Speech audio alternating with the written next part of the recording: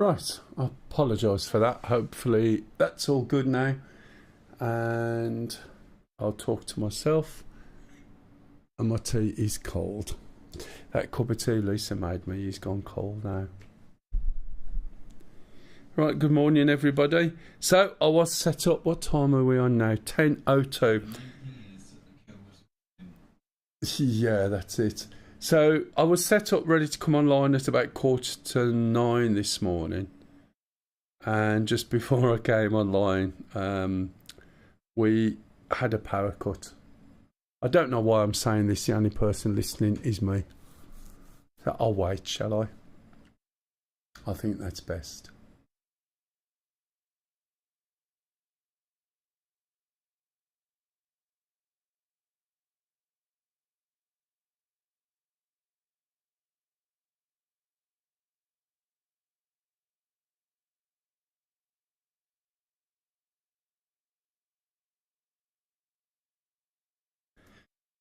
Right, okay, welcome to the channel. Sorry, as I was saying, we had a power cut. I was just about to go live about 8:45 this morning, and we had a power cut. So all my equipment was set up. Lisa's equipment was all set up, and everything went off. And then I came back, and then we couldn't get the power back on, and the circuit breaker kept tripping, and I've just got everything back on, started, and of course there's no bloody audio. Anyway, hopefully the audio's there now. If you can just feedback, let me know everything's working, that'll be good. So welcome to the channel. We're continuing the mission of Foothold in the Persian Gulf. No relation to anything current. We started this a long time before they started that. Worked our way up through here, past Minehead. Hey, River. Okay, thank you very much, Dragon. You'll hear the game audio soon as well, I hope. But yeah, a few things got screwed up somewhere along the line. Okay, so we've pushed forward up here. We've still got these bases to attack, and we're doing on an average probably 2 every Saturday. If you want to join in and fly with us, you are more than welcome. All you got to do is ask. I'll give you the password to the server, and also if you could join in on TeamSpeak, that would really help. Okay, so I'm broadcasting on YouTube as well, so it's in 4K on YouTube and 1080p at the moment on Twitch. So we've pushed over here. We're overrun by the looks of it, and it looks like we are attacking Kamets. So where we're based at the moment, I can see we're attacking Kamets. Where else?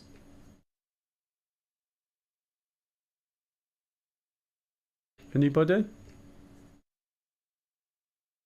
You mean to take it off? Or? Yeah. Where's our main base? Can we not? Is the factory just helicopters? Is it? Okay. So we got. I heard Bandar Abbas on the news the other day, and I thought, oh, I know that. And then it got me to thinking about Dubai, which was also mentioned, but I'll save that for later.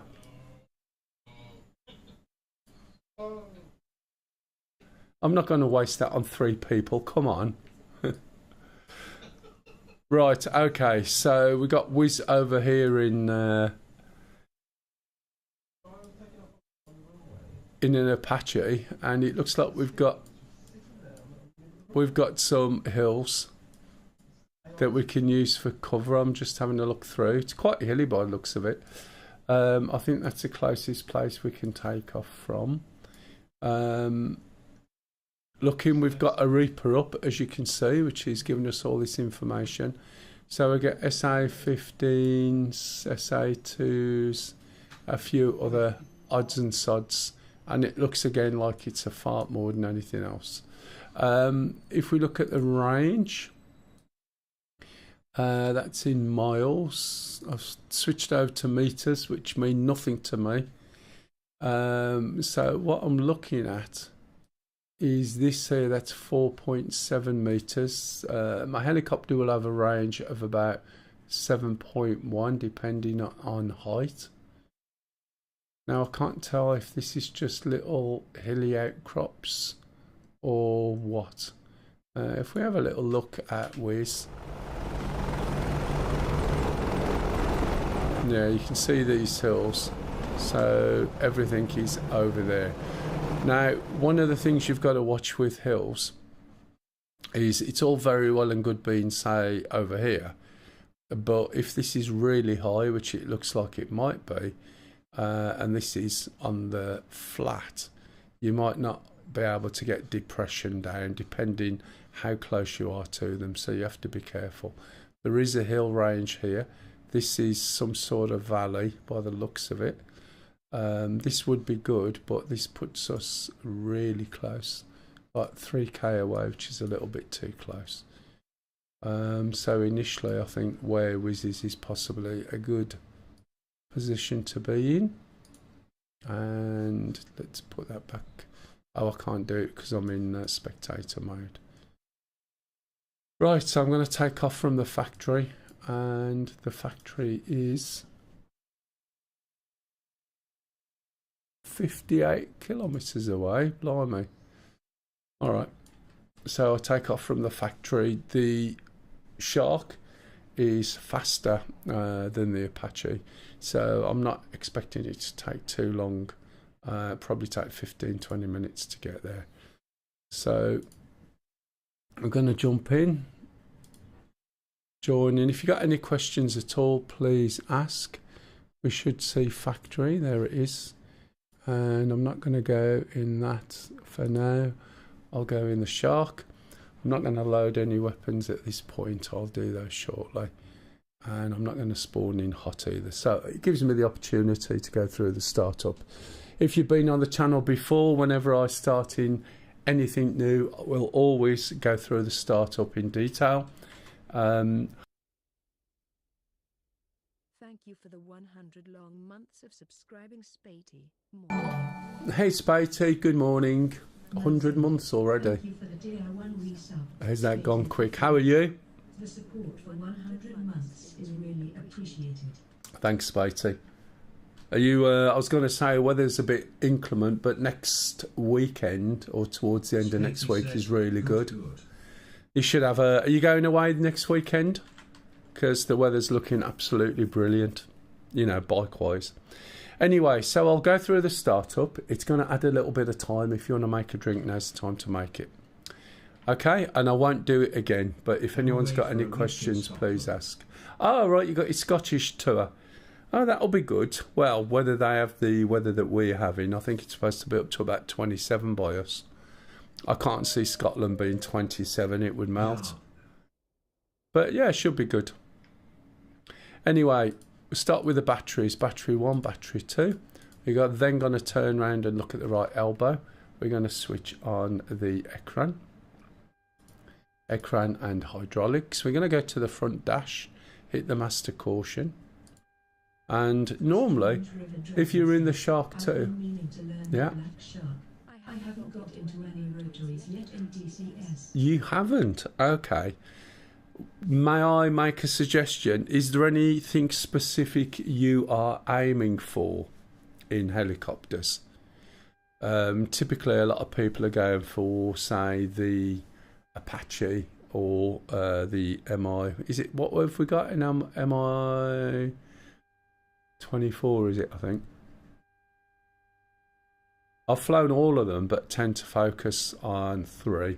All I was going to say, if you've never flown any of the helis, have you flown the helis in anything else, like flight sim or something like that?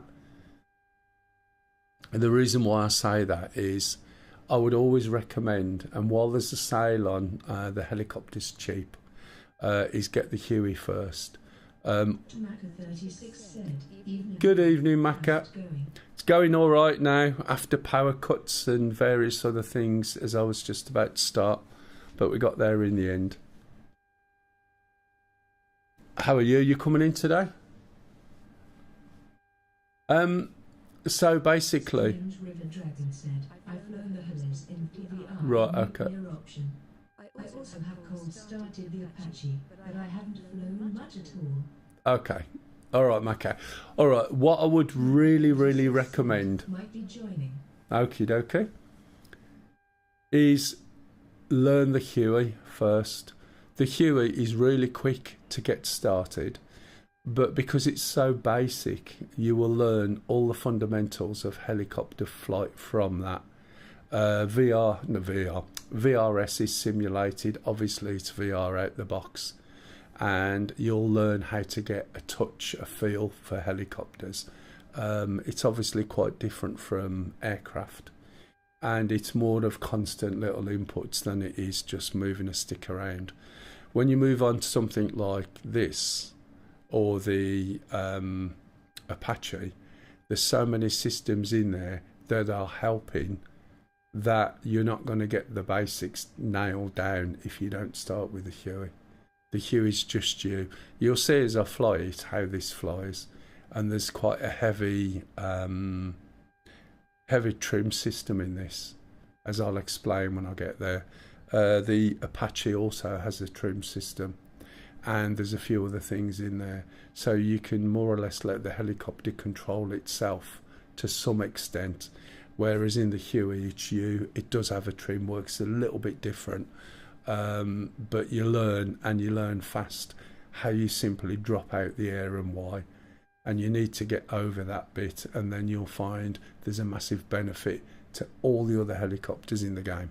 All right, if this was a Shark 2, after doing this master caution, I would be turning round and switching on the INU. Because it's a Shark 3, it needs to do an alignment process, so the startup is very slightly different. We're going to look down here at KO41. Hey Stingray, I hope you're well, mate. As can be. We're going to put the Abris on, and now I'm going to start fuel flow. So I'm going to start the fuel flow for the forward and aft fuel pump and the fuel QTY. I'm also going to lift up the little flap, right, for the APU fuel flow. If you notice, I can't close that now, so it reminds me to switch this off when I need to. If we look round to the left, we can see fuel flow running on the APU indicator. Right, we're ready to start the helicopter, so we're going to start the APU first. At the left knee, and I'll zoom in a little bit there for you, we've got this start button. This start button is used for the APU and the other engines. And we're going to press the start button, and then we're going to move back a bit and press this rotor brake down. You'll see the APU start spooling up. It'll get to about number 7, start to drop, and the third light will come on. And when the third light comes on, it's now ready to start the engines. Always start the engine for the left-hand engine first, otherwise known as engine number 1. So we've got engine controls here and fuel flow. These are the main switches we need. So we're going to flick up the left-hand EEG, or electronic engine governor, because you don't have to worry about any throttling or RPM in this. We're going to switch on the left-hand engine fuel flow. We're then going to turn round and we're going to move this little switch down to the lower left. It's one click. What this does is now selects the left-hand engine, and therefore when you hit this start button, it will be starting the left-hand engine. Okay, so when I click this, I'm going to move back so that we can see this little gauge here, which is the RPM. You've just seen a needle drop, and that's for engine number 1, aka left-hand engine. When that needle reaches the 2 or 20% RPM, we're going to move this little lever on the left up and observe the exhaust gas temperature to make sure we've got a good engine start. If by any chance you've forgotten to move this knob down, the engine will just sit there, the rotor will sit there and do nothing. So you can see the rotor starting to go. I'm going to shut the door. If we look outside the helicopter, we can see, unlike any other helicopter, it's dual counter-rotating. Top blades going clockwise, bottom blades going anti-clockwise. This negates the torque on the engines or from the rotor or something like that. I'm not a professional. And basically means we do not need an anti-torque rotor or tail rotor on the back of the helicopter. Okay? So you've got to realise that all of your controls, your rudder, your pitch and roll, and your collective go through those two blades. Okay? And I'll mention that more later. So once the engine's up to idle speed, which is just over 70%, we can now start engine number 2. And we do it in exactly the same way, okay? So we look around at the engine control panel and we pop up the right-hand engine EEG. We lift up. Yeah. There is a little torque from the engine coming up to RPM, where the continuous torque on helicopters is from aerodynamic drag on the rotors. Oh, there you go. Thank you very much. But there's not so much torque on it as you'll find on the Huey or the Apache. The Huey needs about 30% left pedal. The Apache needs just a little bit of left pedal. Right, bump, bump. Okay, so we're going to switch the right-hand fuel shut-off up, excuse me.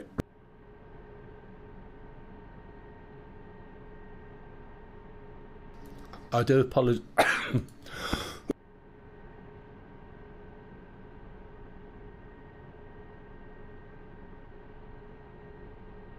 Sorry, I do apologise. I have a persistent cough. And sometimes I forget and I leave it muted. I try and mute it when I'm going to cough. Otherwise you'll get nice stereo coughing in your head, which you don't want. But if I forget to unmute it, i.e. there's silence, it means I'm either not here or I forgot to unmute it. So please let me know, especially if I'm moving the mouse around and there's no audio. Okay, so now we've done that, we're going to drop the little indicator or toggle down to the right-hand engine. Hit start, and again zoom back so we can see the needle dropping.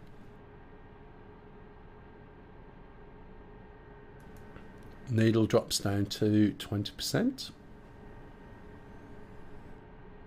and then we're going to pop the right hand engine cut-off lever up and we'll see the exhaust gas temperature rotate there, so we know the right hand engine's starting.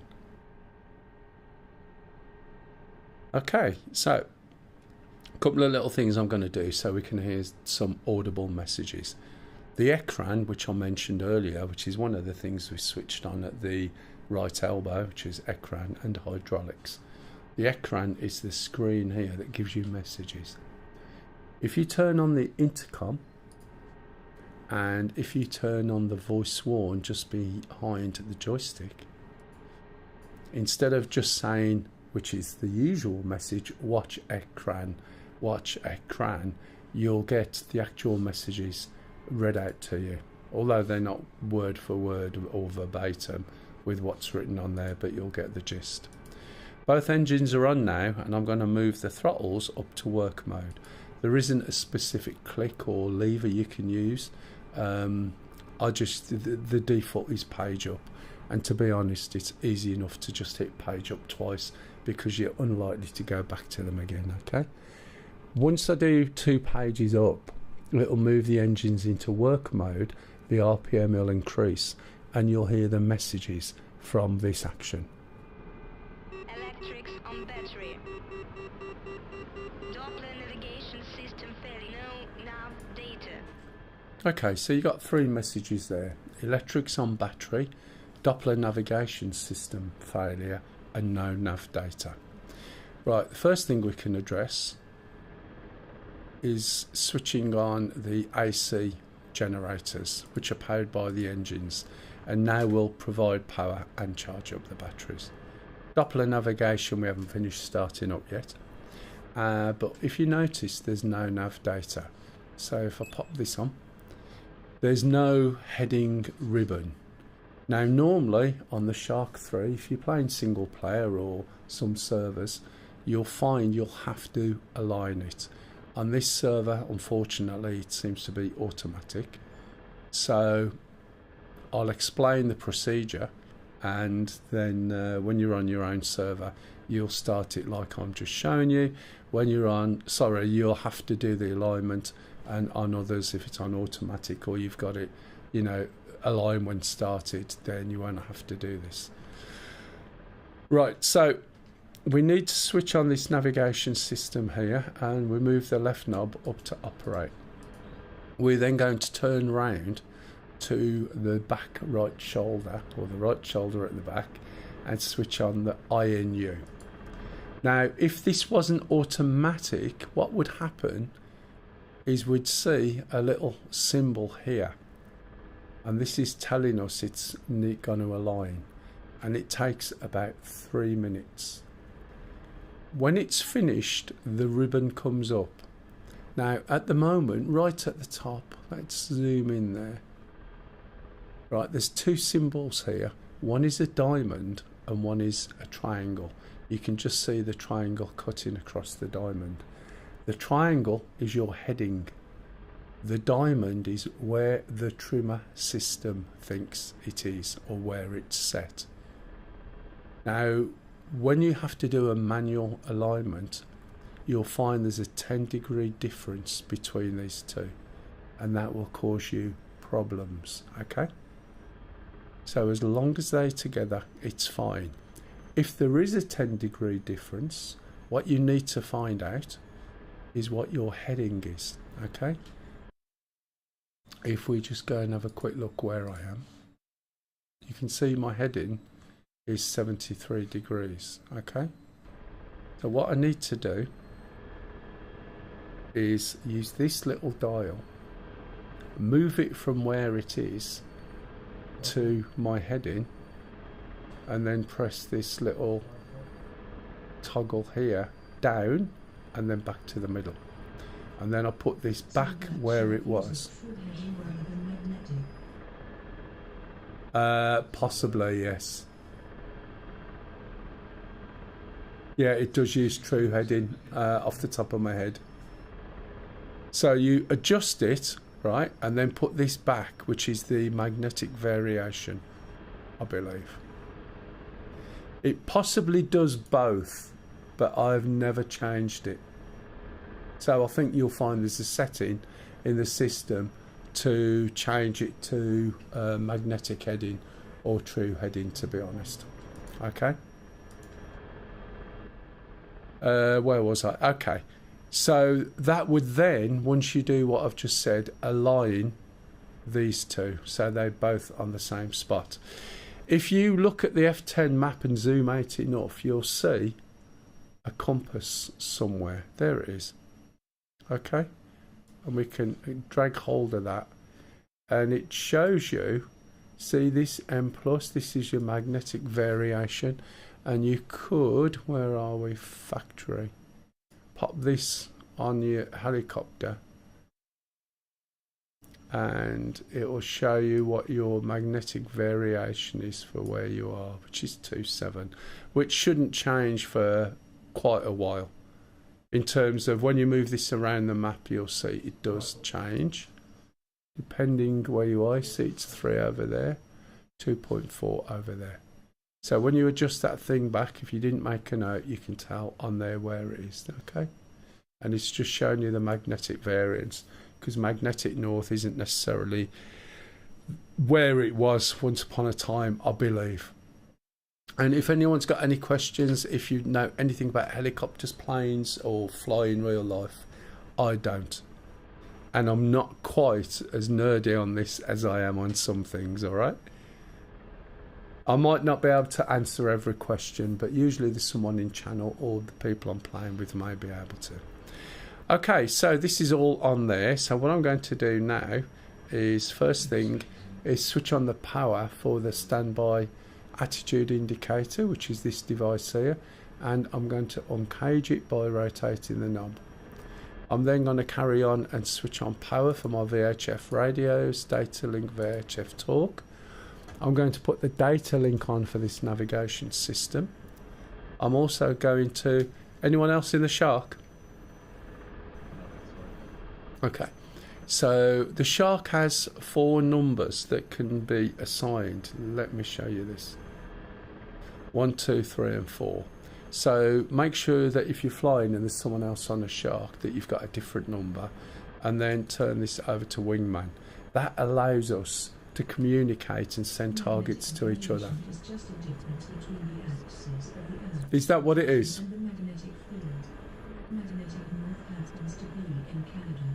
Ah, right, fair enough. Okay, thank you very much. That's what it is then. Happy Boyington said, "Why is Mel sounding so posh today? What? Like the butler from Thunderbirds." Maybe my voice isn't as hoarse. Barry White's not in, but I'm coughing anyway.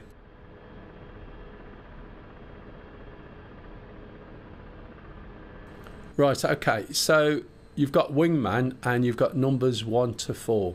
If you've obviously got 6, 7 and 8 helicopters, you can actually change your frequency here, because those 4 numbers relate to this radio frequency.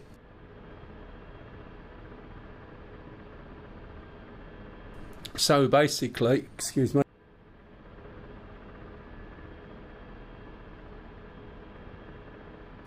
So basically, if you go to a different radio frequency, you can have another 4 helicopters talking to each other and so on.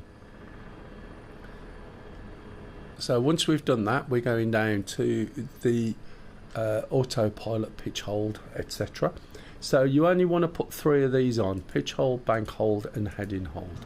And the way they work is like the SAS, or stability augmentation system, in the Apache or the A10C, etc.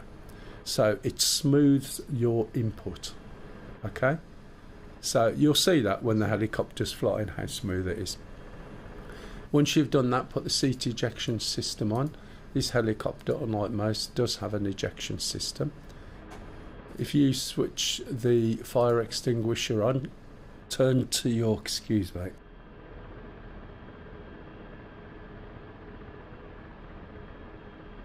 I am coughing like crazy today, I do apologise. If you turn to your right shoulder now, we're going to switch on the L140 laser. So this is a laser and rangefinder for the weapon system. We're going to put the countermeasures on with operation, which we should see at the top right. Okay. We don't need the APU on anymore, so we're going to look down here and we're going to press the button with the big red ring round it. If you press the stop button, this will stop whatever is selected by this switch. Okay, so make sure you press that one there. And we're also going to turn to the right and take off or switch off the APU fuel feed, which you'll see from the left hand side is going down, and those lights will go off soon. He says, if I switch the APU fuel. Where's the Lisa Fetch T button? I have a special bell. Just a minute. Just a minute. Wait a bit. This might be a bit on your right ear. So then I'll have my little maid come in with a little... You heard her in the back. She's on her computer as well. Shortly I'll have this cold cup of tea which I left, I'll explain that in a minute, thrown away and a fresh one made. We had, as I said, I was all started up ready to go about 8:45 UK time, and we had a power cut which caused a few issues, and I got her to test the kettle, but I didn't want my tea yet, but she made it. And when I'm setting up, I've got so much stuff to set up that I concentrated on that and the tea went cold. So when she swaps it over for a hot one, I'll get a bollocking and then told not to let it go cold. That's what usually happens. Anyway, right, okay. So we haven't got any weapons yet. And over the time of DCS, the way you do this has changed slightly. So if I sort of call for weapons now, and I'll just put a generic loadout, get rid of the Eagles. If you've noticed, in DCS we've got an extra station for weapons. The KA-50 or Shark does not have 3 stations in real life. There was a big update planned for the Shark 3. They did a lot of work. Some of it was infrared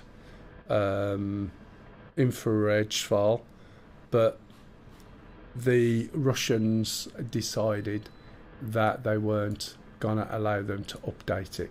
It was all agreed, so they were building the model out, and then the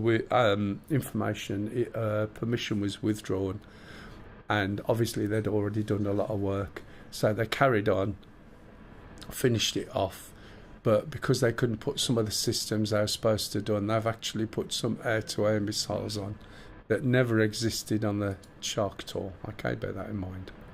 So if I change this down to Werewolf, because it fits in nicely, I'm going to say okay. Now watch what happens. Nothing.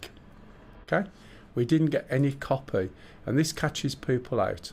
So it used to be in the old days you could do this when your engine wasn't on or the door was open, but as soon as you start your APU, no one's going to hear you. And then they introduced the fact you got to use the radio and switch the radio to ground crew, and then this time it should work. However, in this particular mission we've got, if there's no supplies available, right, then we're not going to get any supplies. It could also be, depending on the mission, you may be in the wrong place or not quite close enough to the main rearming depot. All right, and sometimes you have to move to a specific area, so bear that in mind. The other thing is, once you've got your weapons and fuel, then you need to put that knob back. How are you, Pappy? I haven't seen you around for a long time. Did you get your updated Star Citizen with everything? You can see the weapons going on. You'll also see the helicopter wobble a bit when that goes on, because the weight of your weapons is added to the helicopter weight. Just waiting on the opening to be on sale. Oh, right. Did you get... has your document been read? Hey, Mustang. Welcome to the channel again. Hope you're well. Yeah, how you doing, Papa? You been working or just not doing a lot, or are you playing with an AUG at the moment, or what? Okay, so we've got all our weapons. We're going to now switch this back.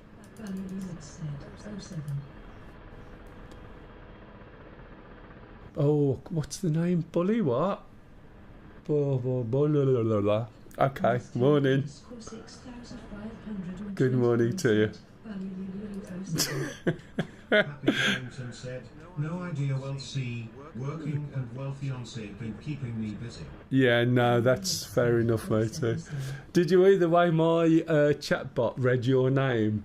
I think I was literally quite close to it. Did you hear the way she said it? It's quite funny. So please excuse me if that's what I call you from now on. Anyway, right, let's go and have a look, right, where we're going to. So we're at the factory and we're going up to, what's it called, Comets or something like that. So what we need to do here on the Abris, right, is let's go into nav mode. We're going to go search. We're going to use this right knob, which is like our data input knob. So we're going to move it round to waypoint and then hit search. And then I'm going to use the same knob again to cycle down all the waypoints. If we have a look, this has got a number 21. Now, a weird little thing with a shark. You just died. I need that big sigh, right, for some sort of sound effect on stuff. Me and Lisa were talking about it the other day, and I thought, yeah, we need a big site. I will be, but you know what 4.8 is going to be like for now? It's going to be a crock. And the thing is, there's so many things won't work properly. It just... I never try and play the set missions. The mining, I understand what they've done, but oh my God. You know, mining was quite enjoyable, and now it seems to be the world's biggest time sink. But I will definitely play in there, but I'm not going to go rushing in as normal. I'm also, if I stream, which I haven't streamed it for a few weeks, there's been too many changes, I won't have drops on either. So you're not, no one's going to get any freebies from my stream.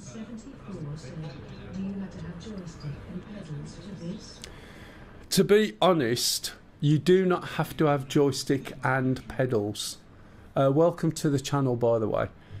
Having a joystick, I would say, is a must. If we're talking about DCS anyway. The beauty of it is you can have the cheapest ass joystick you can get. Okay? So, what do you think of the M80? I don't know, it just looks a bit weird. It looks like... I don't know. I haven't had a proper look, and I haven't assessed anything, so I can't really comment at the moment, Pap. I'm sorry. So, as I was saying... 5,674 said, what do you prefer? Oh, just one moment with the pedals and things. You can buy... Love the ironclads. The ironclads, yeah, I know what you mean. Just one moment, Pap. As long as you've got a joystick, the cheapest ass joystick will work. As long as it goes forward, back, left, right, twist, and has a button or two. The way DCS is configured is it's not possible properly with mouse and keyboard. You can use a controller a little bit for some things, but it's not advisable. You probably won't have enough hands and buttons, right? However, with one simple joystick, you can do quite a lot. One of the things that this game allows you to do, let me show you the controls, right? Get an Xbox controller. It's easy. There's plenty of input profiles by the community and no harder than it is. It depends on what you're doing. You're on PC. I'm on PC too. 5,674 said on PC. Well, this is the point. PG said, I started mouse and keyboard and it was enough to let me know it was worth investing in a joystick. Yeah, to be honest, I always say to people, if you're going to dip your toe in the water, I would get a $30 to $50 cheap-ass joystick, really. Because when you start looking at it, over time what will happen is you'll discover the limitations of the joystick that you've got. You give that away to somebody else who can then try DCS out, and you buy yourself something new. I'm probably on my third iteration of joysticks, but it's so easy, and this is what puts people off, to spend too much money. Yeah, you can give it a try. There you go. If you like joysticks, get a Bluetooth. Otherwise, get a controller 07. A controller is, as I said, it's just not got the same level. It's okay up to a point, but it does not have the same level. One of the things I was going to say is you can see for this helicopter, for instance, these are the non-axis controls. And when people sort of see this, it puts them off. But if you look at the reality... Yeah, you haven't got the control.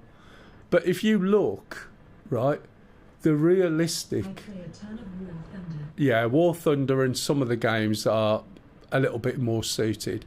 If you look here, the reality is, look how many things I've actually got set on my joystick and controls.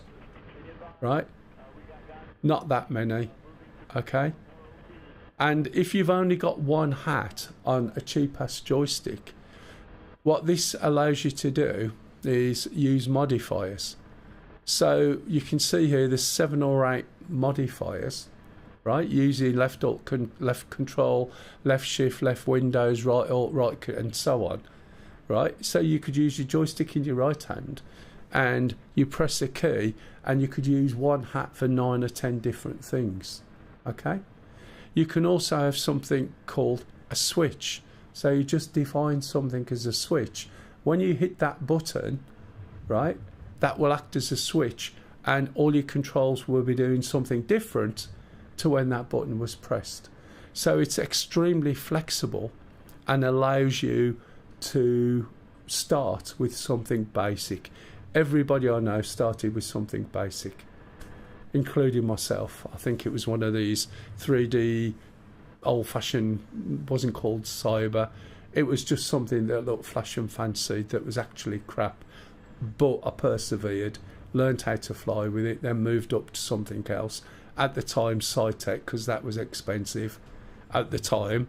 And then that had its limitations. And then eventually, and for the past God knows how long, I've been using a Warthog. But then that made me buy pedals. Now, when people say, yes, you need pedals, no, you don't. I can go into the other half's system. She doesn't use pedals because she can't reach them. And I can use a stick. And whilst it's a lot easier with pedals, it's not a necessity.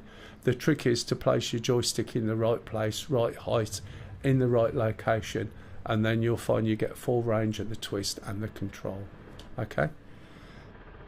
So yeah, dip your toe in the water, cheap ass joystick, give it a whirl. He said, can't you get her a booster seat?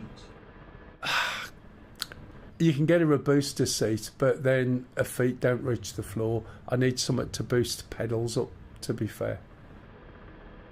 But I'm not practical. I could do with something like Vicar uses to hold the service, like a lectern thing. Do you know what I mean? And that would work, I think. Anyway, so try it. Now, the other thing I need to tell you, if you don't know, but I suspect you already do, if you buy or download DCS, not practical. Really? if you download DCS from Eagle Dynamics from their website, you'll have access to free modules. If you download it from Steam, you will not have access to free modules. And each module / map, or most of them, and I mean the vast majority, are fully functional and will work for 2 weeks. That gives you the option of downloading a module, trying it in its entirety for 2 whole weeks. It will stop working. Then you can download another module and try that, and you can work your way through all the modules. After 6 months, you can do that again, right? And there's that many modules and things that if you look at 2 weeks for a module / map, then you can actually fly and try everything for God knows how long, probably a year, before you have to buy anything. Morning, Barbie. The other thing is, when you buy something, if you can buy what we call a full fidelity, it will make it easier. And the reason being is on a full fidelity module, like you see here, I can go around and click buttons and switches. Therefore, I don't need them on my controls. If you buy the Flaming Cliffs 3-pack, that's not full fidelity. It doesn't fly the same. It's not got full flight, fidelity. And you haven't got switches in the cockpit that you can click. Therefore, everything needs to be on a stick or controller. So I would suggest doing that as well. I think that answered that question. As far as favourite modules go, it's quite difficult. I tend to try and fly the best thing. 5,674 said, This is a Black Shark 3. So it's a KA-50. It's the 3rd iteration for DCS. It's a Russian Black Shark with a bit of a bastard mod. So the bastard mod is from DCS themselves, because the KA-50 only has 2 stations in real life. It's really quite good as a single player helicopter. It's excellent. You don't have to rely on the AI and that. I also fly the Huey, the Apache, the A10C, and all the other helicopters I haven't flown for a long time. I forgot them. Oh, the Chinook I fly. And also I used to fly the F-18 and the AV-8, but again I haven't flown them for a while, so I'm spending more time on about 5 modules at the moment. Jets. Just the F-18 and the AV-8, but I haven't flown them for ages. So it looks like this place has been captured now already. Anyone coming over with supplies?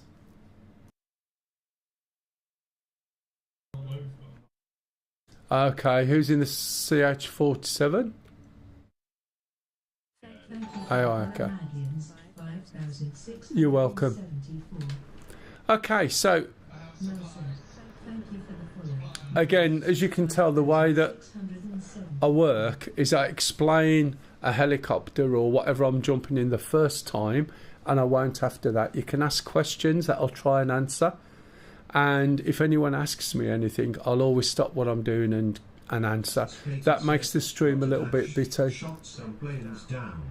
Alright, see you, Spatey. Have a good holiday. Okay, so it looks like that place has been taken. So now we're off to Sunny. Sounds like a song. So I'm going to change my waypoint, and the bit I was explaining is the waypoint numbers when you're looking in the Shark are 1 out.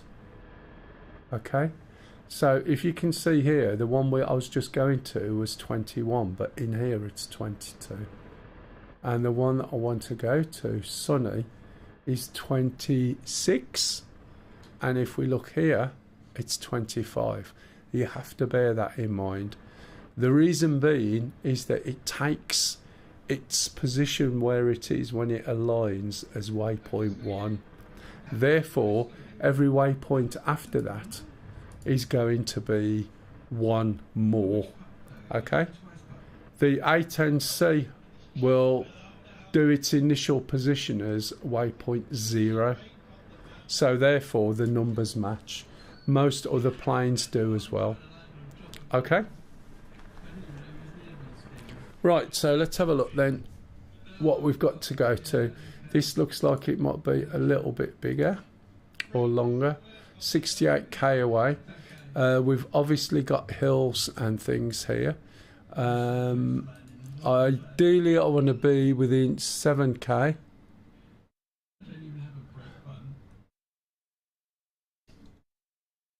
Which is going to be, Jesus wept. That's from that bit. Let's do it from the centre. That's going to be quite damn close to get there. What I'll do is probably head off over this way and see how it goes, but there's a lot of planes. There's a whole load of Mirages coming through, by the way. I'm not sure who they're attacking, but there's a lot of Mirages in the air.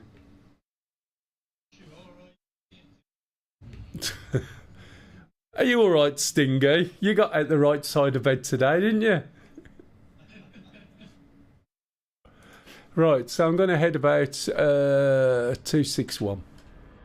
We got the head in here, and let me put the axis on to show you what happens with the axis.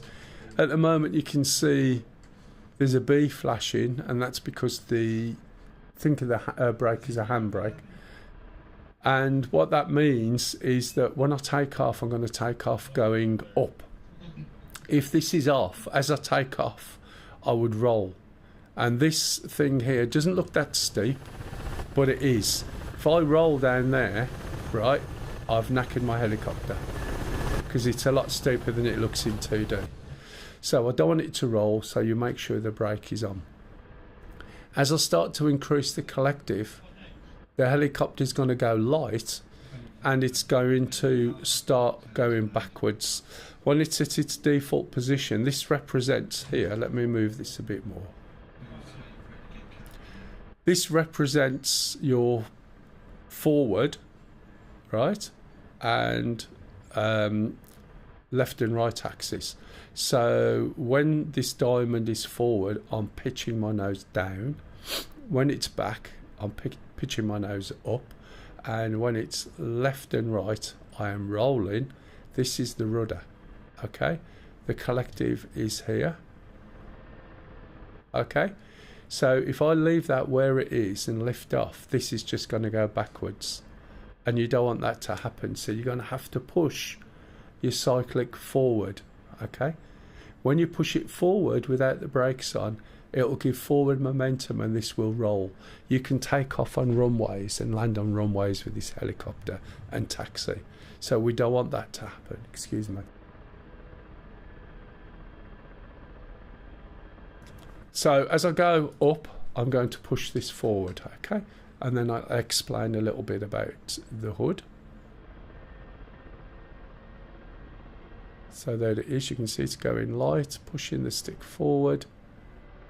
And I'm going to move away from here because other people will be taking off. And you can see instantly how smooth this helicopter is.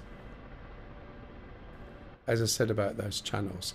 So all I'm going to do is I'll back off a little bit and just drift around over here. And then explain what we can see in the hood. And then the key part, which is the trimmer system. Right. Okay.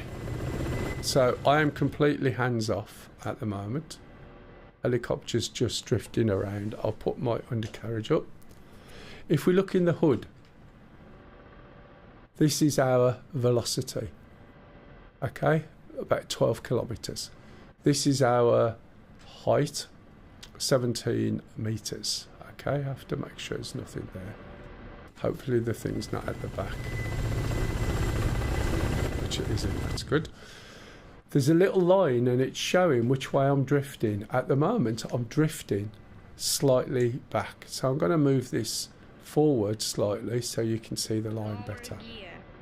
Okay. I'm going to increase my height a little bit.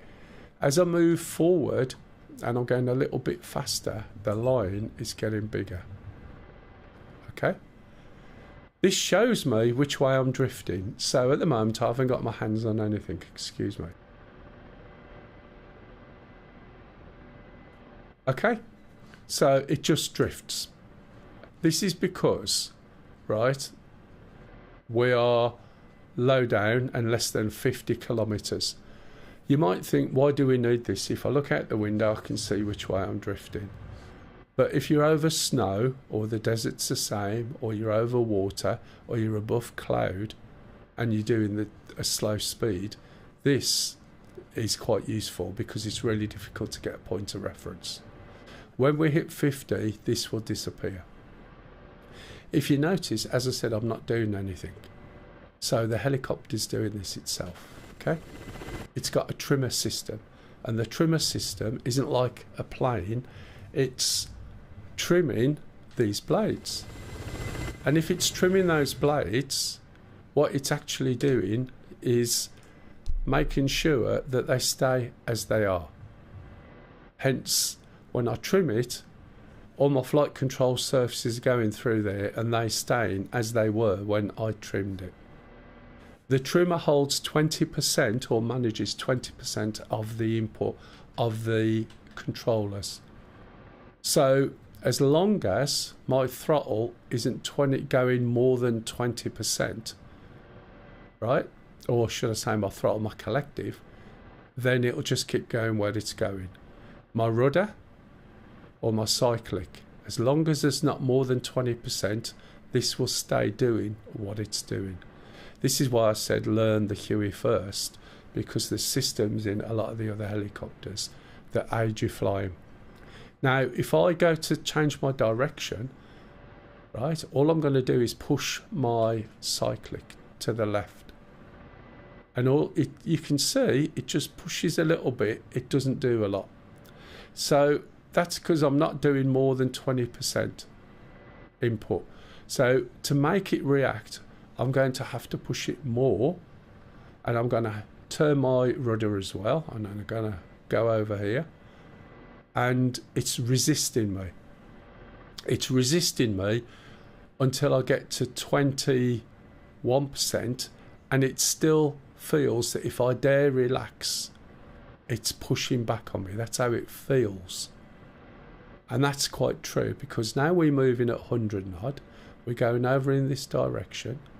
We can see at the ribbon, the triangle is pointing at 280. The diamond is somewhere off to the right. I'm going to let go and watch what happens. I've taken my hand off my cyclic, feet off the pedals, and the helicopter's going to turn round. It's going to slow down. It lifts its nose up a little bit. It changes its heading, right? And back comes the line. And this is because the trimmer is set. The diamond is the trimmer position. The triangle is my heading. And when the trimmer's set, the heading always tries to match the diamond. Right? So when you trim this helicopter, it will stay doing what you've told it to do, providing your controls are not giving input. It's quite a difficult concept to get your head around, and it's one of those you'll know when you feel it. But if you're not aware of how the trimmer works, when you fly this helicopter and the trimmer's set, it feels awful. Now, if I want control, I can disengage the trimmer. And unlike many of the other things, except the Apache, when I hold the trimmer button, i.e. I'm going to set the trimmer, so I hold the trimmer, adjust, let go of the trimmer. The trimmer doesn't set until you let go of it, just like the Apache. Right, so the Apache, you hold your trimmer, you let go of your trimmer, and then the trimmer's set. So if I want to move and take control, I just press and hold the trimmer button. It responds instantly, okay? I've got no pushback. I'll adjust the helicopter to where I want it and what speed I want it. And then when I'm ready, I let go of my trimmer and I relax my stick and the helicopter carries on going. You saw the trimmer diamond snap to the heading. Can you see that? And now the trimmer's set and now it's flying in that direction at whatever speed. And this is great when you've got a cup of tea to drink, because it means you can sit and enjoy a cup of tea while you're flying. Needs a little bit of roll to the left, that's fine, I can do that. Hold the trimmer again, holding the button in, rolling round to the left a little bit, straighten it up, let go, diamond jumps, and that's it. When I want to do a turn, if I hold the trimmer and I put a roll in and let go, this will carry on rolling, and depending on my speed, do a big circle or a little circle or whatever.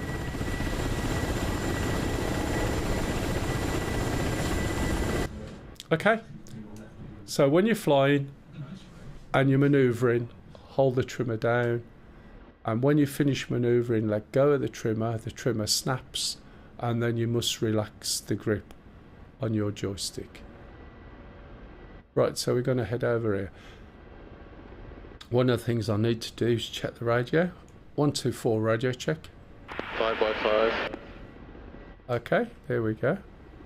So that's back on. You won't be wrong, you just need to change a button. And when you say it won't work, ask somebody who's got the same setup and they'll tell you how to do it.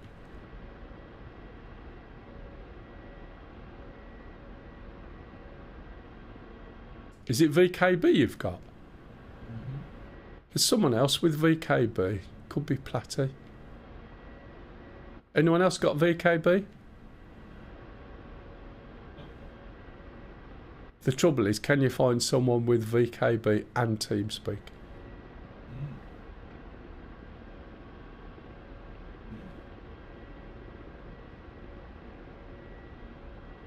Right, has anyone got any questions?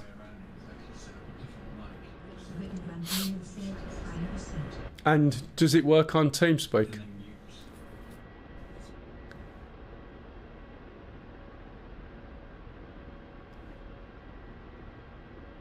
Or you could sit in another channel and communicate with what's it with ongoing comms.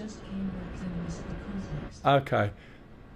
One of the things that TeamSpeak did some time ago is change the way that joystick buttons and things work. And someone's got problems using a VKB with TeamSpeak. It's not detecting the buttons. I believe there's plugins and things, but as I haven't got a VKB, it makes it difficult for me to actually test. Wonder, just 1 minute, I'll be back in 2 ticks.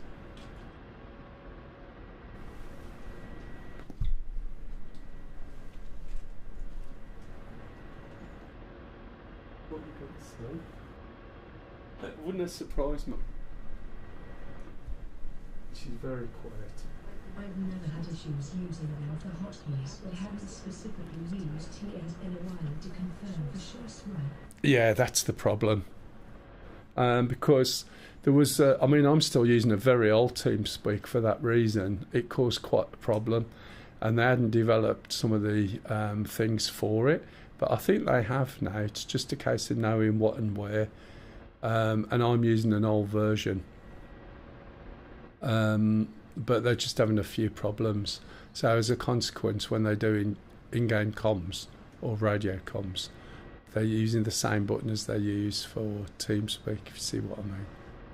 But anyway, do you see how smooth this helicopter flies? It's ridiculous, isn't it? Oh, you got supplies? I'll put this on for a little bit.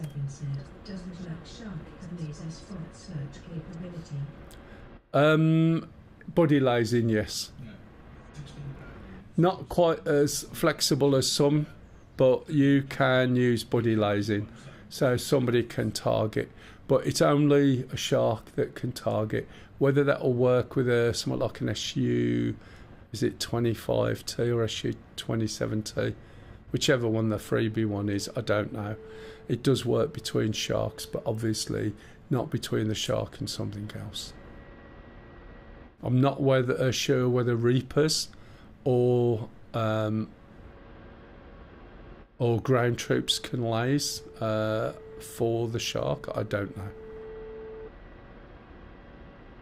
It basically, you just someone lasers and you put it into search mode and it will go and find it.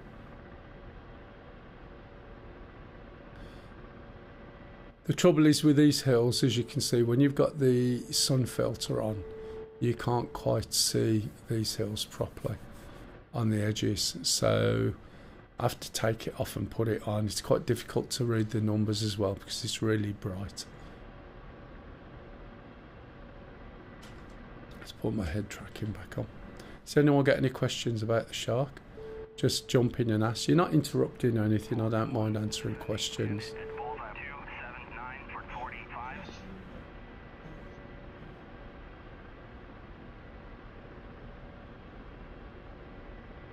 Is anyone on Sunny yet?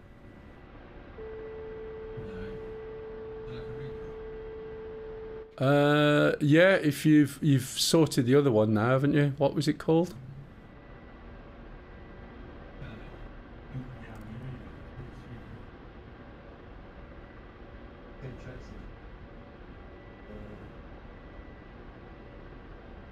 So it looks very flat where we're going. It looks like the target area.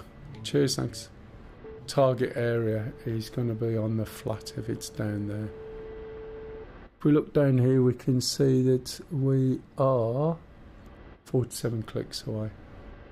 But whether it's the other side of those mountains or not, I'm not 100%.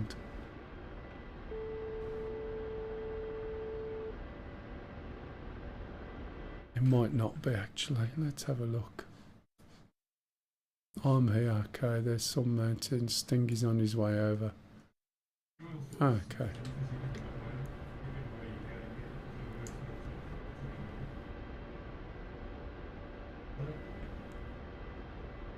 I've put LO ATC back on the server, by the way, Sham. Do you mind if I stick your license on with it in mind so the others can have a look if they want? Okie dokie, thank you.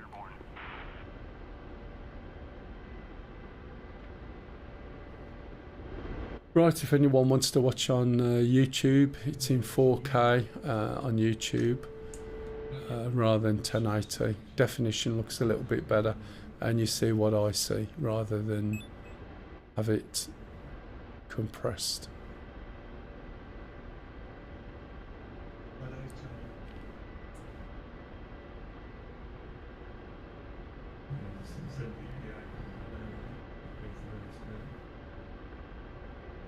Magnings 5674 said where. Oh, right. DCS channel is MELL DCS. So that's in 4K, 60 FPS. The only thing is I would suggest use Twitch chat. There's quite a delay from YouTube. That's because I'm pushing 45 meg to it, and by the time it comes out as a live stream, that work it's got to do, there's about a minute delay on chat. So if you don't want Twitch on as well, there's a little link on the description in the chat, and it pops out a Twitch chat box. But you'll see it looks much better on there. Starting to get just a little bit of... Am I getting a bit of stutter or what? I don't normally get any at all. The trouble is I've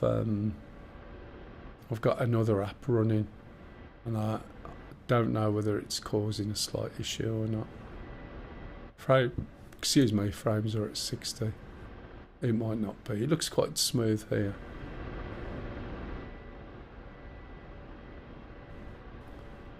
So I've got those hills, and then that's there. So obviously there's a passage through, but this does look rather flat. There's some slopes off to the left, but I'll wait for Stinger. If he shouts he's been shot down, it'll be sitting at about 8,000 meters. So I have to be a little bit closer. I can stretch the weapons out on this a little bit, but that depends on my height. But as there's SAMs around and planes, then it might not be a good idea to sit up high. Once we start coming around there, well, I'm starting to drop height already, because I can be lower than their radar, but it just depends what else is there too. Again, while I'm adjusting here, I'm holding the button down, I'm letting go of the button. With DCS, the way trimming works on helicopters cannot be the same as real life. Real life, it's either friction or magnetic hold. And if you've got a normal joystick, you'll have a big center spring that as soon as you let go of your stick, it will spring back. So the compromise is when you trim in the helicopter, the joystick will stay where it is in game. So you can see here, look on the left hand side. However, once you've set the trim, you need to relax your grip on your joystick, and your joystick needs to center. If you do not do that, you'll have no control over your joystick for that with a helicopter. Okay, and it takes a bit of getting used to, but it works quite well. Mostly you wouldn't notice when I'm sort of flying it with a stick or it's doing its own thing, but if you watch carefully, when I center my joystick, the joystick in game does just a tiny little wobble. So what I mean is, if I was to trim the helicopter and then push my joystick forward, nothing would happen. I could move my joystick round and round like a spade in a bucket, and the helicopter would not move. Okay, so I'd basically have no input. So basically, you have to let your joystick center to get control back, and as I said, it becomes second nature. It's not ideal. If you've got force feedback controls, they'll stay where they are.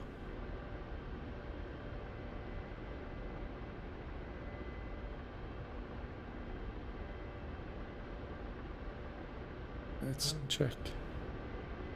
22k.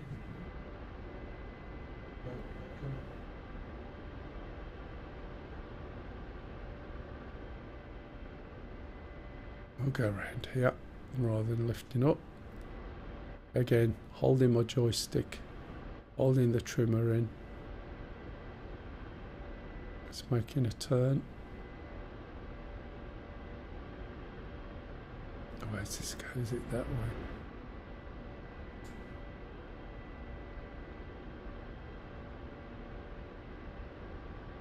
Now if you've noticed, look at the speed I'm doing, by the way. 270. Let's look at the blades. Can you see what's happening? The blade on the top is lifting on the left, right? The blade on the right is lifting on the right. That's because of the way that in helicopters the lift on the blades is 90 degrees depending on the rotation and the direction of movement, I think.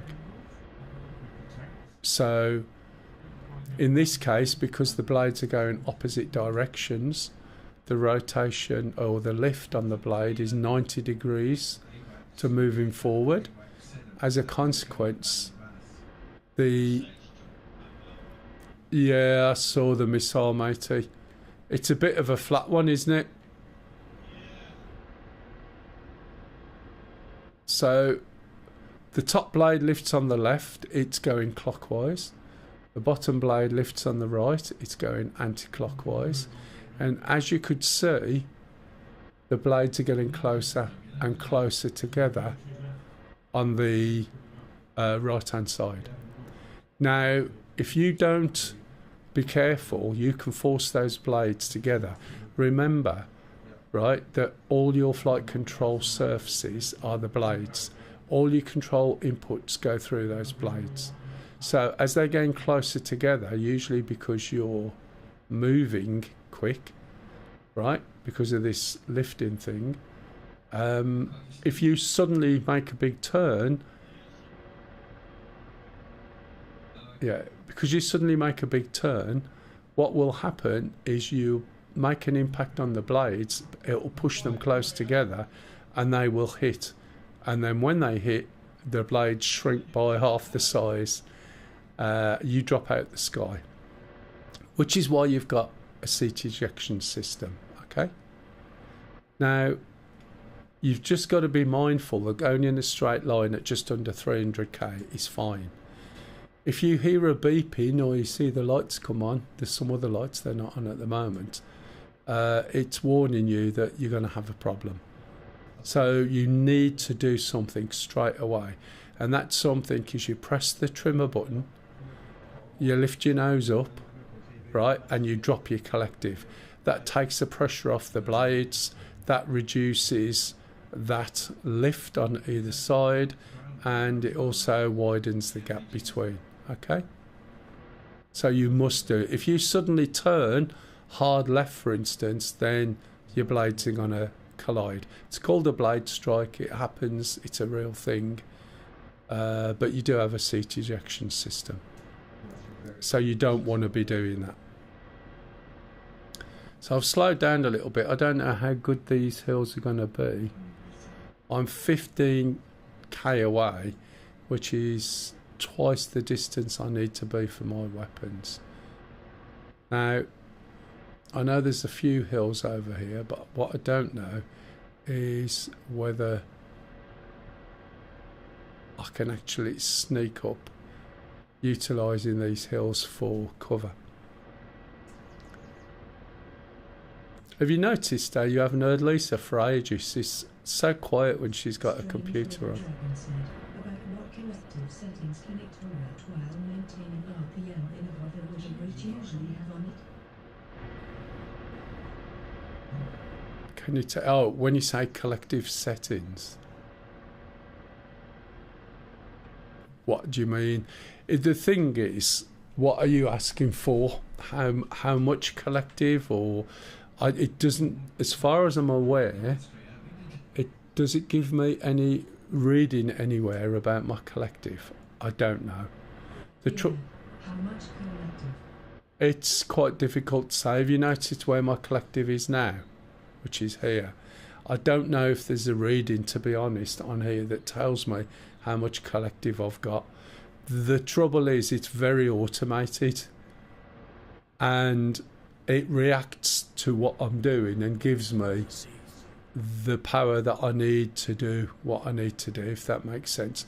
So for instance, if you look, when I come down, I'll Campbell Special Excel said, slapping those blades together is a great way to get back down to the ground, isn't it? it is, yeah. Right, I'm going to put this into an auto hover and I'll show you what I mean. Now, when I put it into an auto hover, my collective, I haven't moved. So I can't tell you how much collective it needs, right? What it does, it takes a GPS reading, it sticks on the fourth button, which is altitude hold. It uses the trimming system, right, to hold it in a position which it's taken the Russian equivalent of a GPS reading to maintain. And as you can see, when I did it, I manually slowed the helicopter down till it was like really slow, engaged it so it got into a hover quick. It's not moving, it's not going up or down. The collective is what the collective is. There's nothing, as far as I'm aware, that shows me the blade angle in degrees. What else we got? RPM. See, RPM's within tolerance. Altimeter.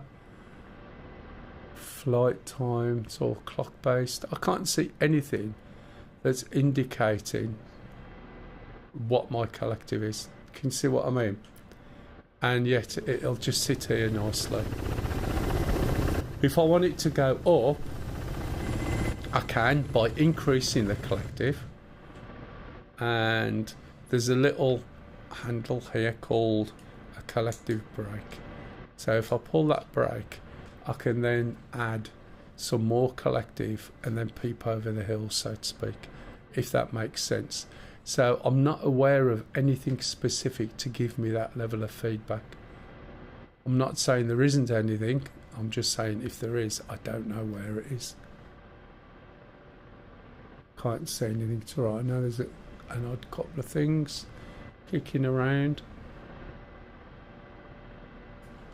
I am very much of a, I know what I need to know to do what I want to do, rather than, even though I've read the proper manual and that a couple of times, I can't remember every single little nuance, and some of the features of the helicopter I don't use.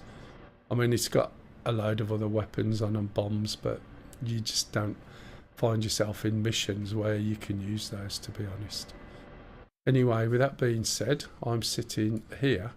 This was a sort of normal area. If we look at the range from here to here, Strange River Dragon said, 13. thanks.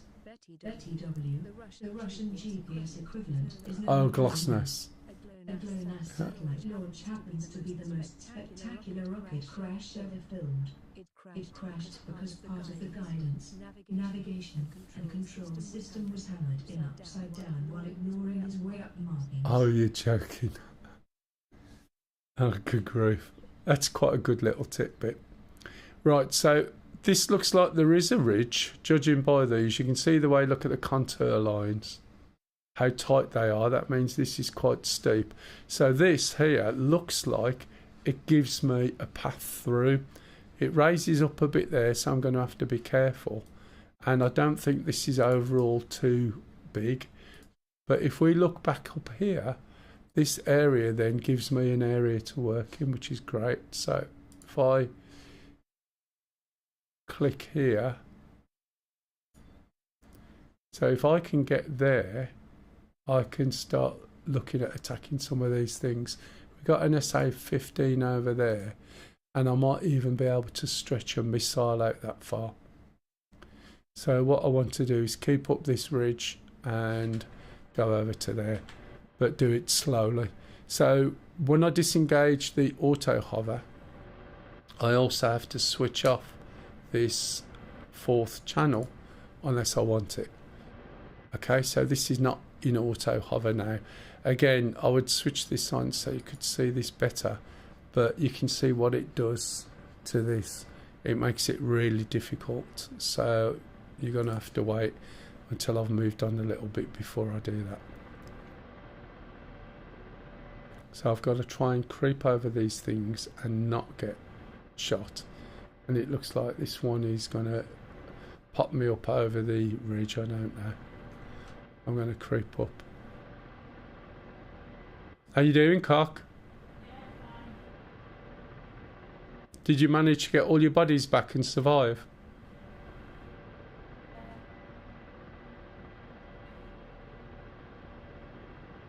She's playing Windrose and has been playing Windrose since about a few days after it come out. I was playing it as well, but I just stopped. The Counter Special Excel said, have you used those rocket spots instead of the big rocket pod? Are they any good? Yeah, the rockets are fine, but you have to be close. What I would tend to use, unless I'm like right on top of the target doing cleanup, is the cannon. The cannon is a 30mm. I think it's a 30mm, could be 20. Basically, it will shoot up to about 4.5 kilometers, and it's got high explosive. Warning. Under attack. Warning. And Attack. Warning. Under this is what I thought might happen. Warning. Under attack. I'm just, Under attack. Warning. it's probably just looking at me, but I've popped a couple of flares just in case. Look, see? Wasn't just looking at me. This is one of the things that have been added. Come on, I got to get over there quick. This is one of the things that have been added to the Shark 3, is this warning. It doesn't know whether it's friendly or enemy or what. But Warning. Under attack. say something's tracking me again. And now I'm back down behind the hill. So you can see that's going to be a little bit of a pain in the ass with that SA-15. So I'm going to start slowing down a little bit. The fact I'm moving not quite 90 degrees to it helps a little bit, because it can't necessarily track. It can track me moving in this direction, but not as much as if I was moving straight towards it. Guess what I nearly forgot to do then? Strange River Dragon said, is that a radar, missile, or laser warning? That's a warning that I am being tracked by a laser, a radar, and there's a fire. I think it'll tell me when it's being tracked. I think it's here I need to be, and it will tell me when there's a missile coming, and it does the same thing when there's a missile coming from friendlies as well. So that's one of the reasons why they're shouting out rifle when they fire, because all I know is that something has been fired. Now let's have a look where I am. A little bit past the mark. Okay. I'm just slowing down now. So I'm lifting up my nose, adjusting my collective at the same time. I actually need to go back a little bit. I haven't got much room.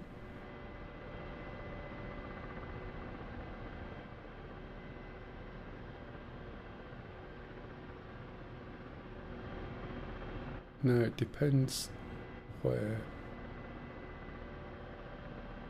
the targets are. Now you can see where I am. So I think I'd get a better view from over there. But I can't tell. I think it's just over that ridge. Sometimes those things are not firing at me, by the way. They're firing at something else. So I'm 7.4 clicks away. Right, let's move over here. I haven't got much room to move up and down, which is a bit of a problem. But let's see if we can work with it. I'm also squidged in here, which means they're going to see me right, popping my head over this hill a little bit easier, right, than if I'd got more room. Actually, I've got more room than I thought. Look. Right, so let this settle, which it has done.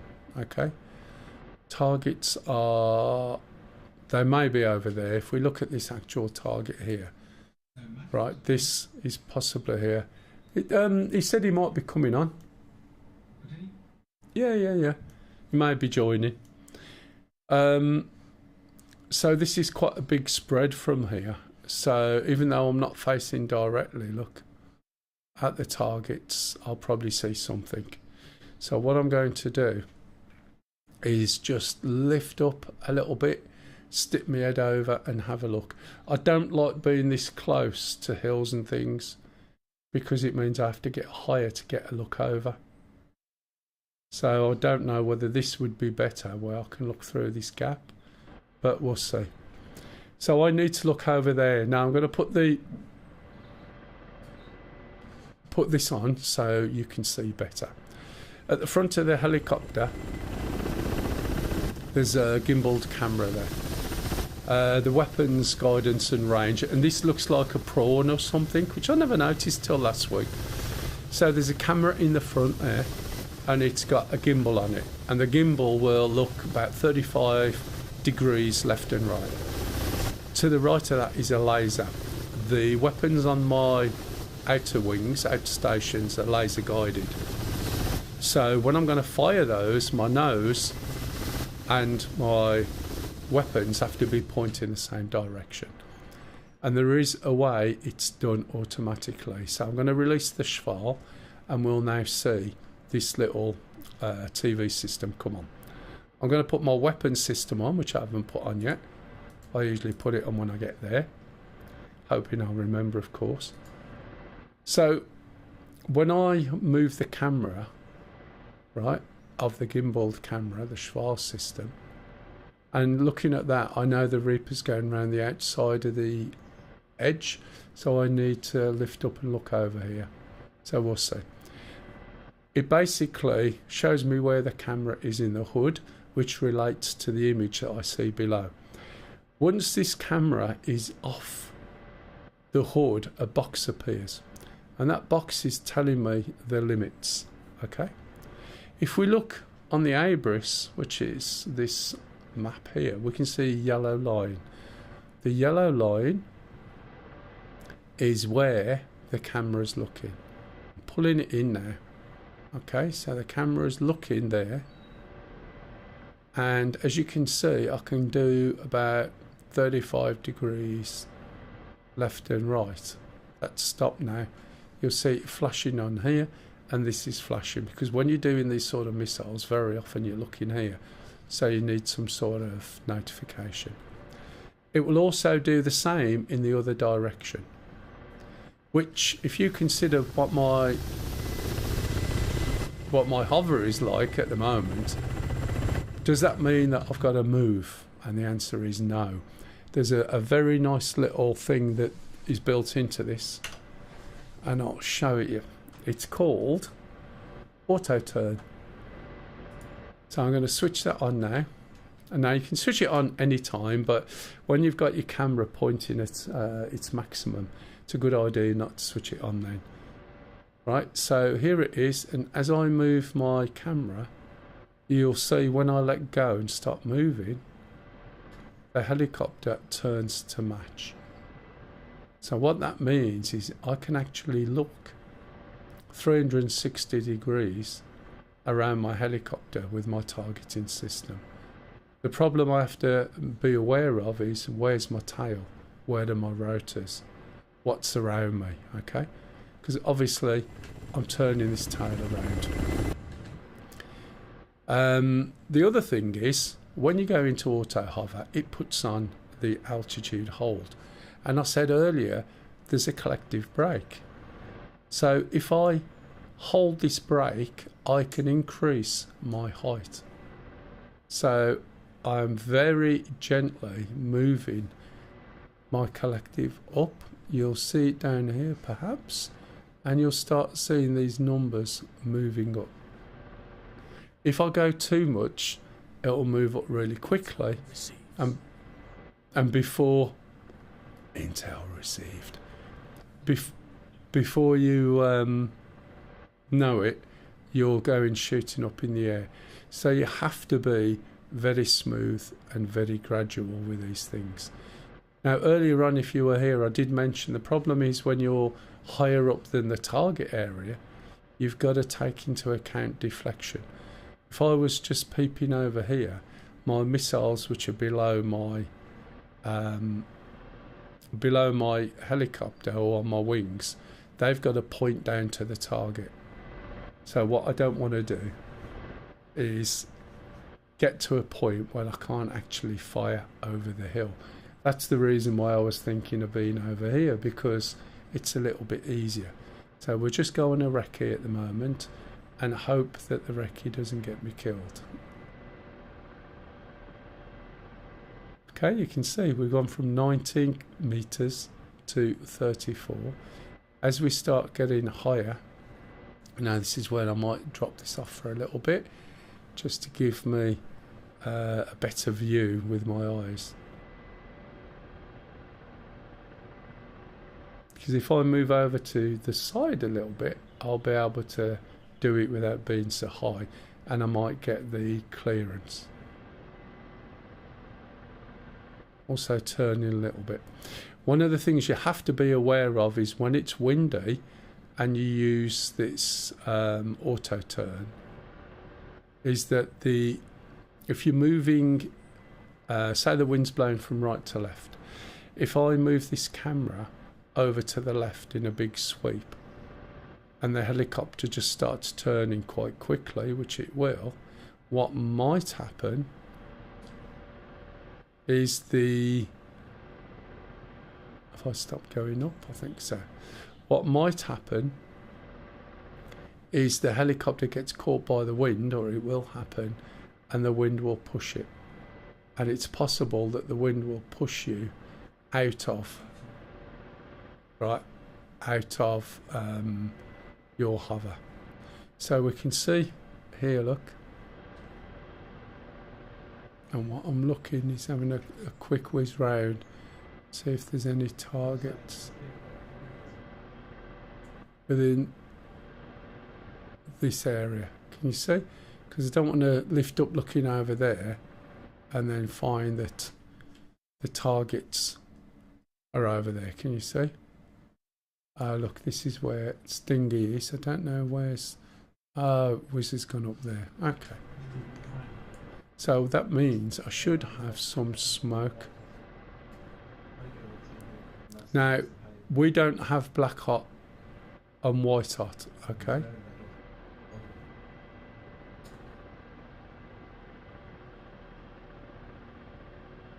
Now, the SA-15's been lasered, but I don't think I can utilise that.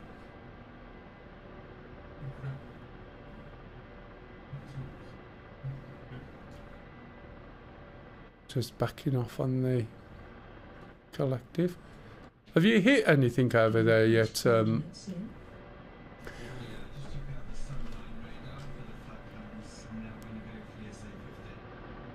Okay.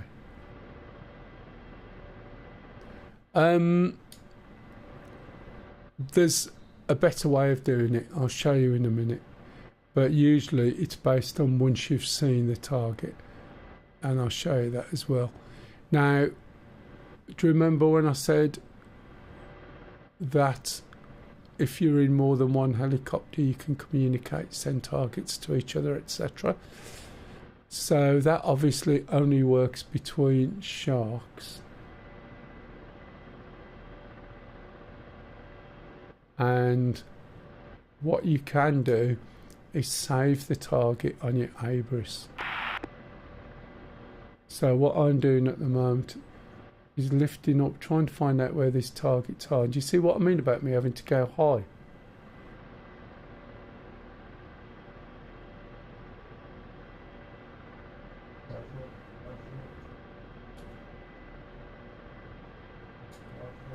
Because to me, right, it would be better if I wasn't quite so high looking at these targets. Now I can adjust the brightness and contrast to this really nice green screen, greeny grey, but I've got no white on, no black on. This is the problem with being behind a hill and you're too close to the hill. Don't be surprised if I just get shot down. It's always a possibility. So I've got a wide view and a narrow view.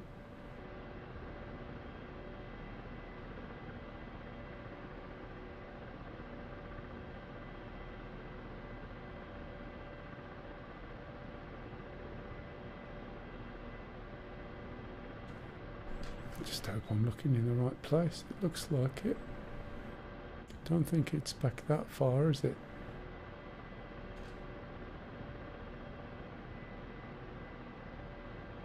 I think they're closer to this. There we go.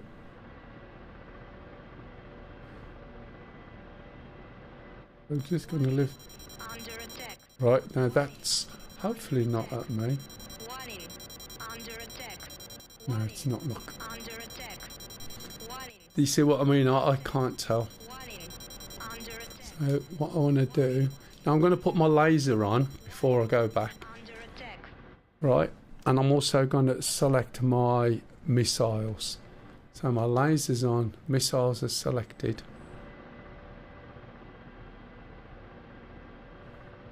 Sting's been shot down, so I'm lifting up. Have you got the SA-15? Warning. Under attack. Warning. Under attack. Warning. Under attack. Warning. Under attack. Warning.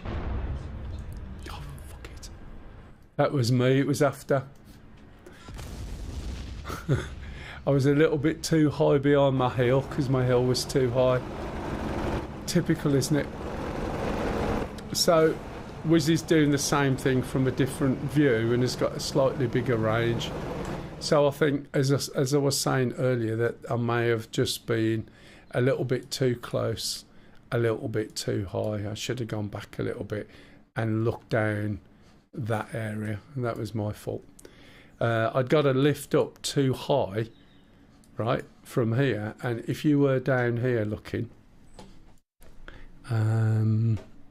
let's have a look. If you were sort of down on this view, let's have a look, see where I was. Yeah, I was over there, and the height I'd have to lift, it's just so bloody obvious. Whereas if you look,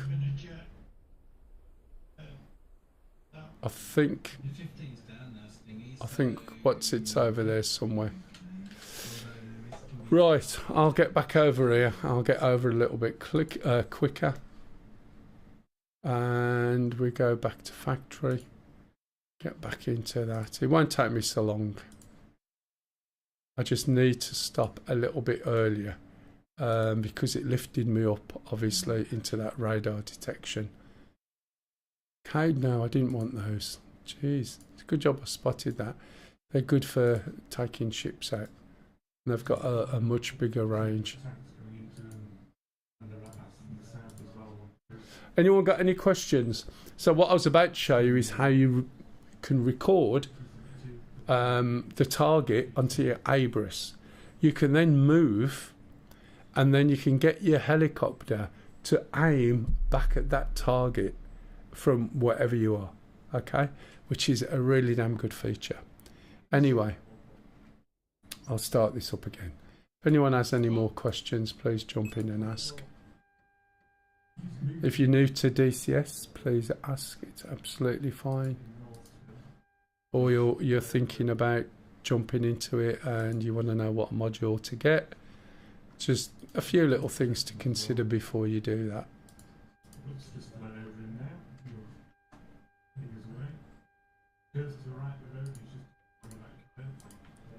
Keep your eyes open, see if I make any mistakes, because sometimes I do.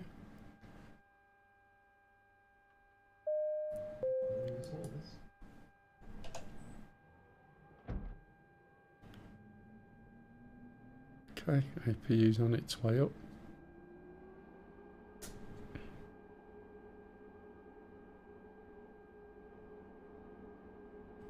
As I said, when I'm not explaining everything as I go along, it's much quicker startup routine.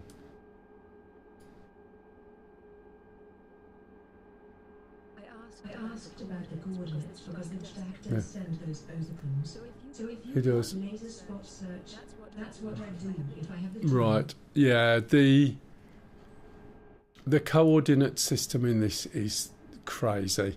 For instance, you can take the coordinates from here, but to put them in there, you've got to make some compromises.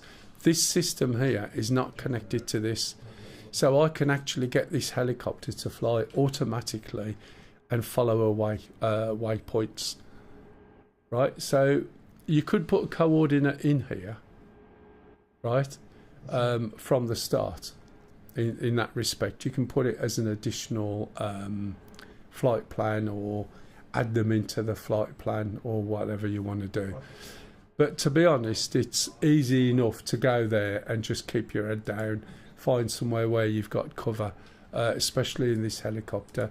If I was in the A10, I'd take advantage and set them up. Am I in time for the VRS demonstration? I'm not sure whether we're demonstrating VRSs today at the moment, Platty. Hope you're well. How are you? Right, so we got the first engine up.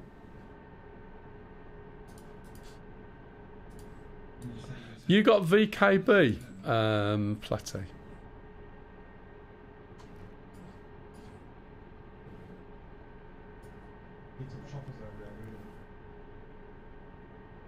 Yeah, so this here, you have to round the numbers down. You can't transfer stuff from here to here, which seems a bit crazy. As a consequence, I tend not to use this at all. It's switched on. It does a couple of features, but I don't use it because I can't be bothered to program it all when all the data's there, but it's in a different format to what that one is.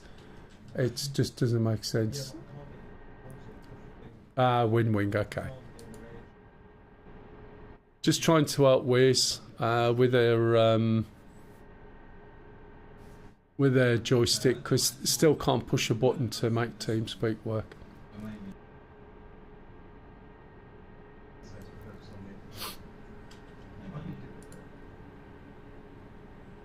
Okay, both engines are up.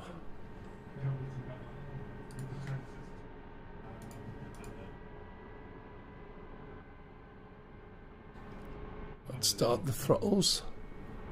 Electrics on battery. Doppler navigation system failure. No nav data. Again, if you've just turned up, I've already gone through this startup in a lot of detail, so I won't be doing it again at the moment. If you go back to the video, you'll see. Was that to me then? I got taken out and I don't have a cup of tea.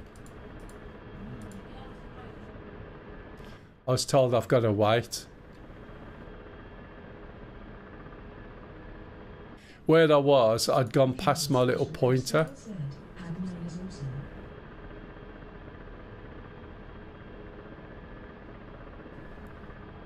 AB9? Sorry? With what reference? I might be being dumb here.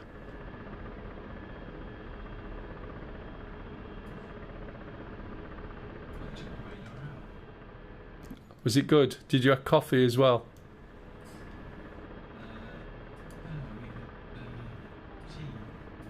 Cup of tea. It's not got the same ring, has it? What do you mean, for God's sake? Sorry, a reaction to Platter. Oh, right, okay. I do apologise. I don't know what an AB9 is. Intel. No, that's all right. I'm not hassling you, darling, but you are 2 cups of tea short so far. We had a power... I know we had a power cut, but that was hours ago. Post feedback base. Oh, the Moser. Is it the Moser? You've let that one go cold. I did say, I told you that I've got to set up again. Jeez. Thank you, Saggy Naggy. Laddie trying flying said, is it the old deep scoop? I had the same problem until I installed new TS. Ah, right, is that what you've done? I think Wiz has tried that. Wiz, I take it you've tried the new TS as well, haven't you?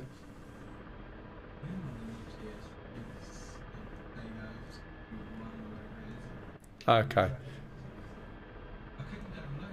Yeah, they're on the old one. There might be an archive version you'll find. Where are we going? Sunny. Here we go. 2. I'll put weapons on automatically this time. So the weapons are there. I've still got the fuel flow. That is another one. Wizzy, you could try joystick gremlin. Best option is to download and install Joy-to-Key emulator. Okay, or Joy-to-Key emulator. Those are options that the community are giving us. That's what I use. Yeah, somebody else is using one for the same reason. Right, okay. I think we're going off to Sunny Waypoint. Yep. So let's get off. Make sure I have got the weapons. Ah. Platter used it for his stuff too, so it might be an option. Joy-to-Key.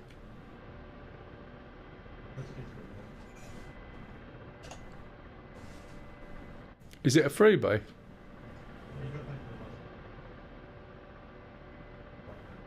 Kev said, yeah. Ah, Kev's used a free one. Thank you for the follow, _s_. Thank you for the follow, by the way. Nelson, thank you for the follow, _s_. Laddie trying. That doesn't matter if there's only you watching it. Did you notice that pop up then?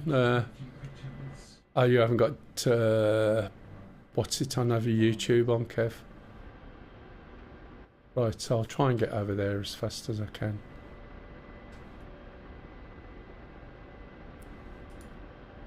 How long you been on, Kev? Ages. And what you up to? Did you manage to get all your stuff sorted?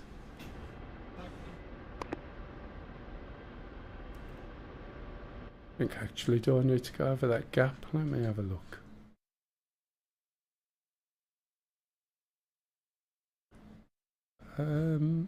Yeah, let's go through the gap. Might be easier.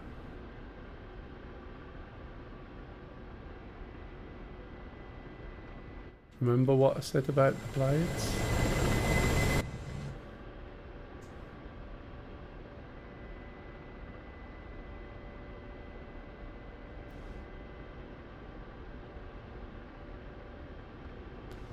I'll try not to go down the wrong hole this time.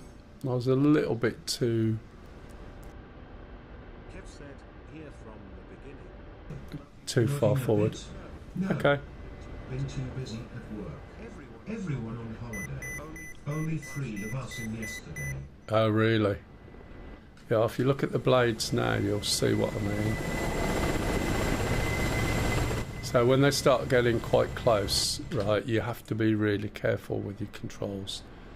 Otherwise you will lose the helicopter just on blades.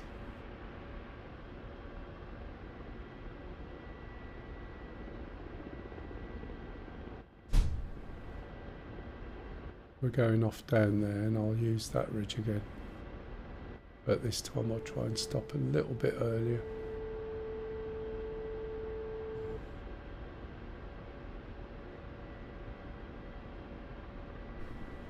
Thanks, cock. Drink it this time. Are you telling me off? I am. Always. It's more than you deserve. Well, I should have had 3 by now, Really? judging the time, yeah? Yeah, and 2 of them you probably would have left. I wouldn't have done because I left that one because I told you I'd got to set up and you just went ahead and did it. You haven't even said hello to Kev. Hello, Kev. Or Platty. On Platty. Or Sham. Say hello to Sham. Or Pup. I did say hello. Sting. Shut up. Yam. I said hello. Are you deaf? And you want a parrot, it's Polynesian. Just keep it in seed, it makes cups of tea. Ironically, she doesn't care. I know. Somebody said AI isn't supposed to heckle you. Who said that? Probably Kev or... Oh man, I tell you what, I need the sensitivity turned down a little bit because the AI is picking up my chat to voice thing as well. Oh, I thought I could go down here.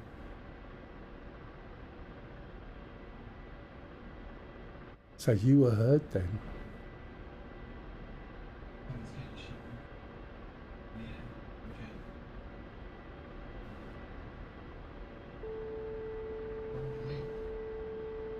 You in the A10?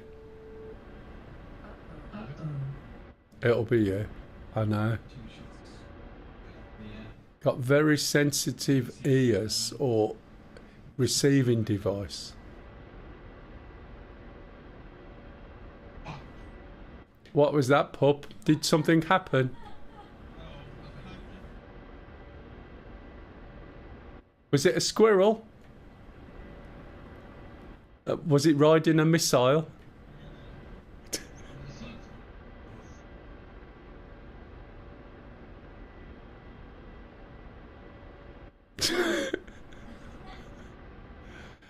You probably can't hear all of this, by the way, on channel, but suffice to say, Pup's not over enamoured about getting shot down.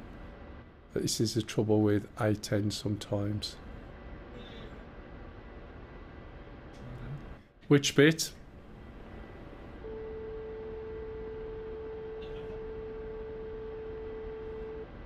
The bottom bit.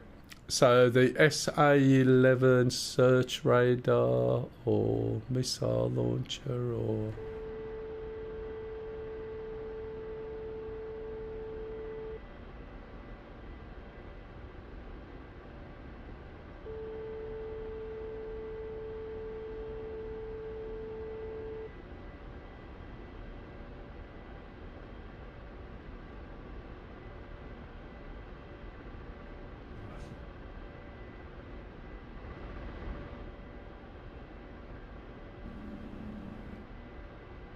Oh, there's my stomach rumble.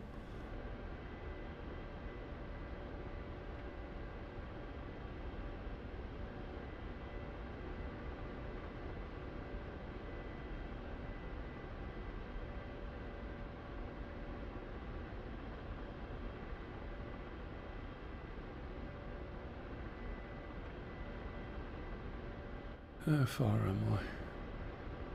49k. Trying flying said, doesn't she feed you? I have to feed myself. She keeps going out to work and I sit there, I wait for 12 hours for her to come back and then go, where's my food? And nothing. I just sit there wasting away.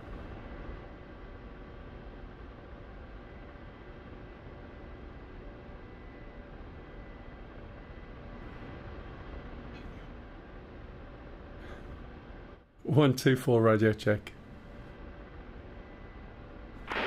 Oh, you got... Let me, Charlie. You got to take the wife out to bingo, was that Sting?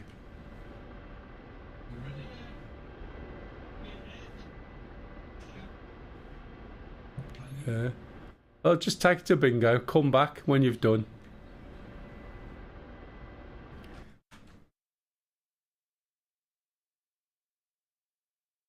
Oh, there's Stingy.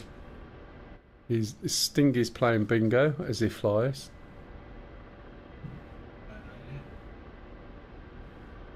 Did you move forward then?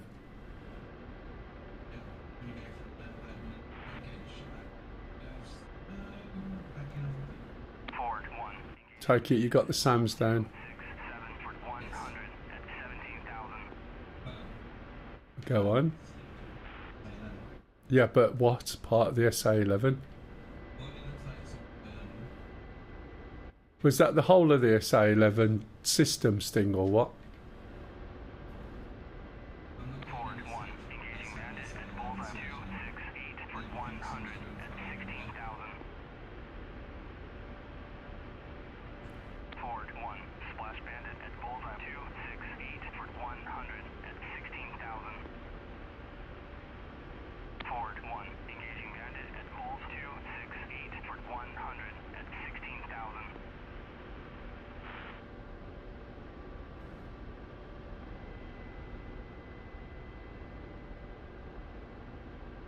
Oops. See what I mean? See the way that blended in with the background then a little bit? And if you got the visor on, it's really difficult to see. If you see what I mean, it's like these undulations, like this is higher than just over there, for instance. And you just have to be really careful.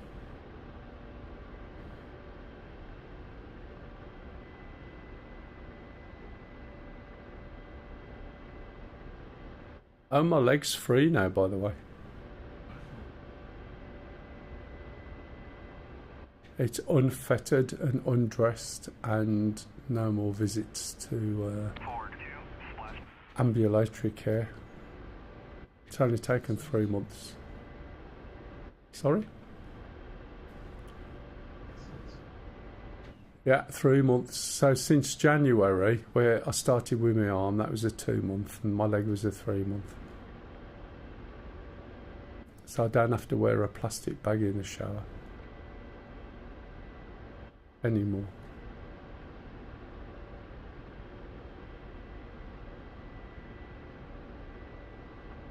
What range am I on? 34k.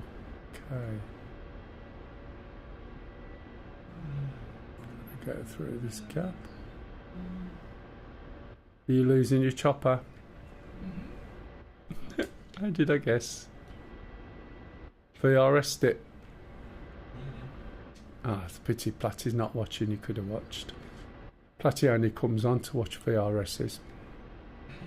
First thing he said when he come on, have I missed the VRS?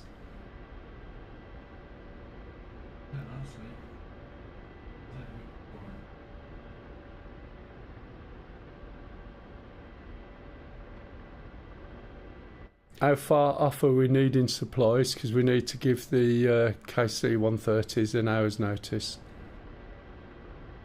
I have no idea.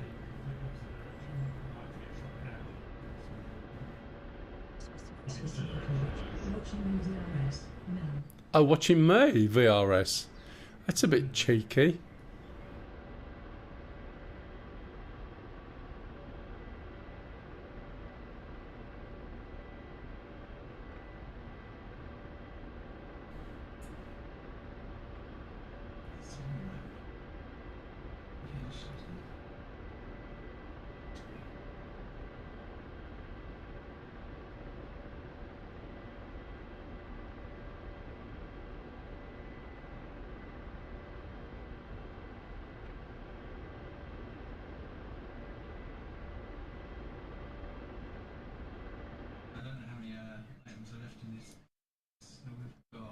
You got about 7.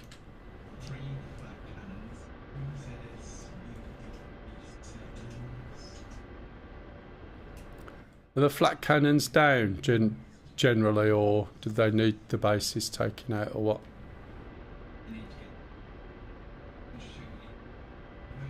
Like the SA11. And there's no launchers from SA11s, yeah? Well, Stingy's got his...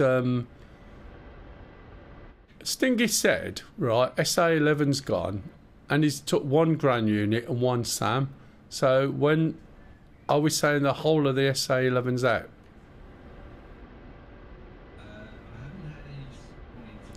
They might be reloading though, that's the problem. Not if it wasn't on.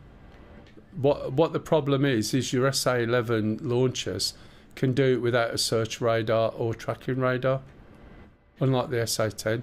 So they've got it built in, it's just unlimited size. But they might not necessarily switch it on, or they might be out of ammo. Where did I go last time? Was it up here? Although obviously it's not quite so critical. I think it was up here, wasn't it? Picked up this little area.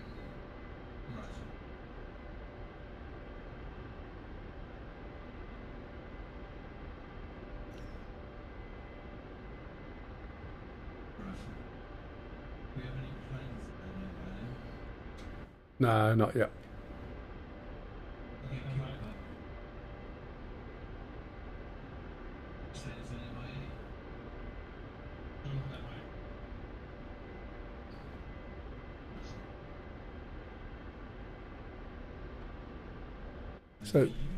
So the MI8s are coming to rearm and resupply. If they get in and land, they'll basically respawn the stuff that's just been shot. So I should be on my ridge line now, yeah. But I want to check out to see what that space is that I was ideally going for before.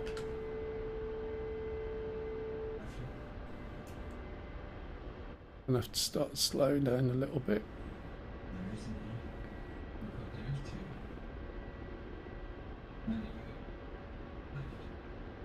Sorry? Oh, whereabouts? Right, oh god, it's probably going to get there before me. Have we got much left at the base?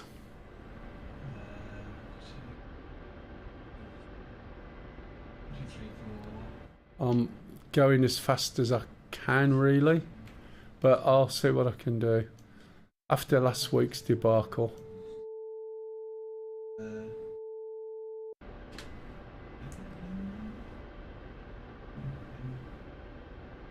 Chances of me seeing it are going to be remote.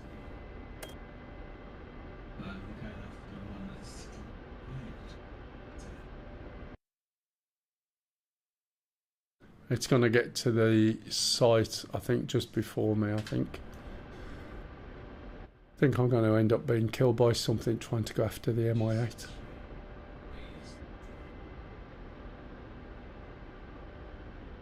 Is this my marker here? Yeah, pretty close. It's where I wanted to be, down there, so I can look across. We can see where... Oh, that's that warning.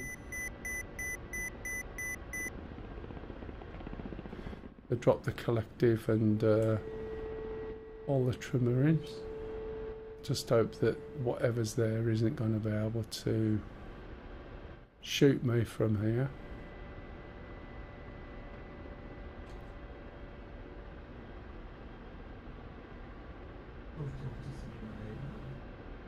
Pardon?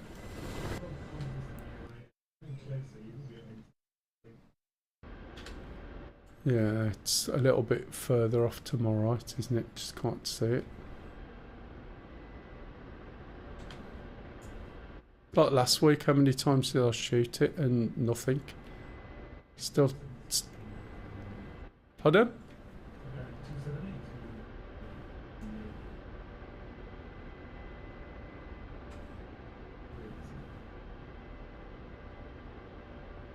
Just don't want to get shot by the bloody planes. Can't see it yet. Jesus.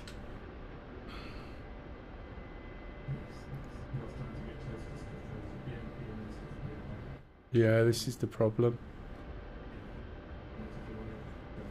Intel received.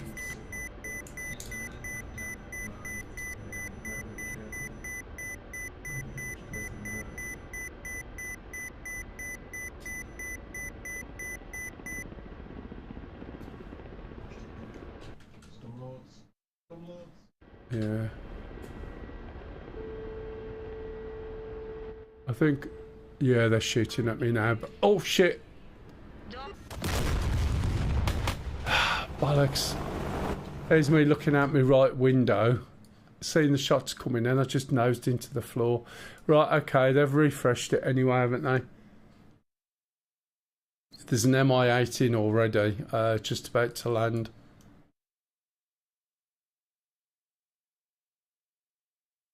You got the other one, Wiz, I think. I tell you what, you can't see the little buggers. Let's have a look at Wiz before I... So, where's the Mi-8? There it is. No. Let's pull this off.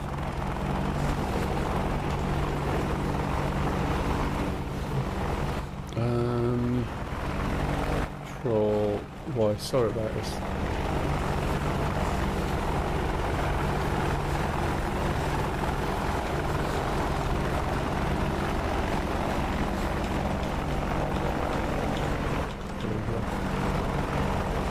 I can't see it, can you?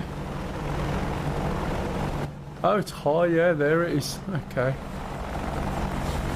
You need to do a hard left to catch in. He's moving.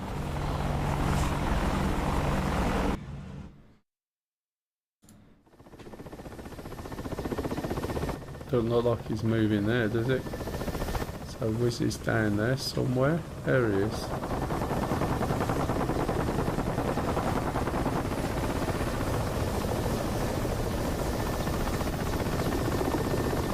Don't forget you got a gunner out the back.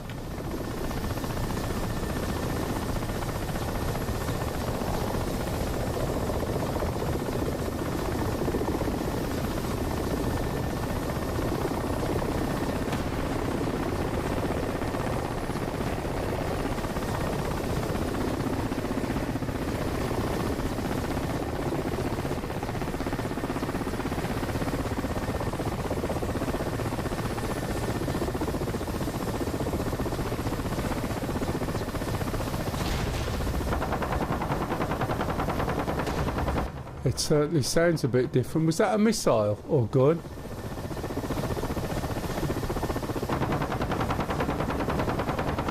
It bounced off a bit, didn't it? Oh, oh. No, it's just winding you up, mate. It's turning in, and it's just going to carry on as if normal. It's just doing a bit of dodging. It's playing conkers. The rotors sound quite interesting. Look, and then he just doesn't bother. Oh, lost his cargo. Still flying.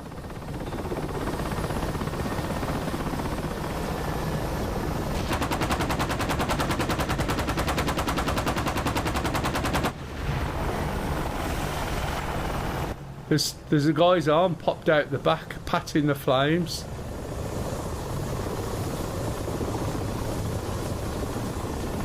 Oh, fire's gone out, flames are patted.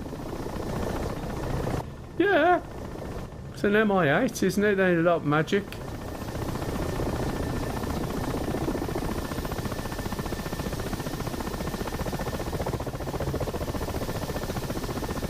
As I said, there was a guy leaning out the back, patting the flames with his hands.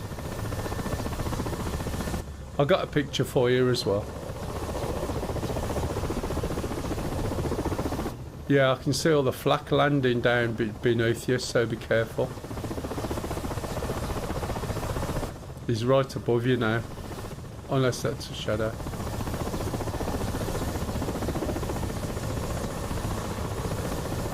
And it's already repaired, so just be warned.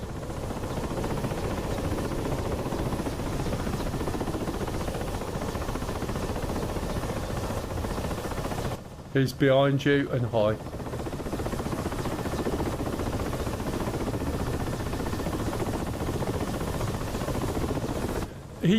He's flying, you know, I don't think he's too bothered. Need to turn these up a bit.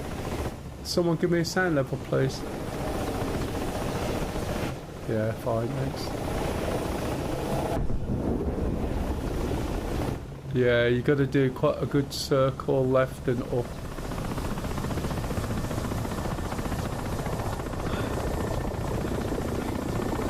Yeah, there will be. It's above you.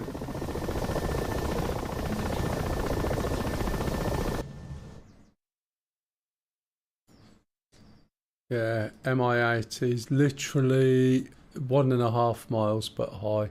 You've also got an SU-27 coming in who looks like he's coming in for you.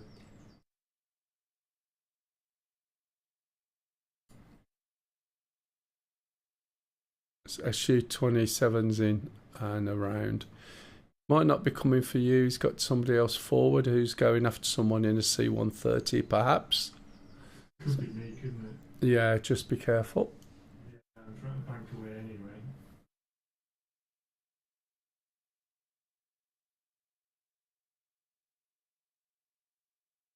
Look out the radar.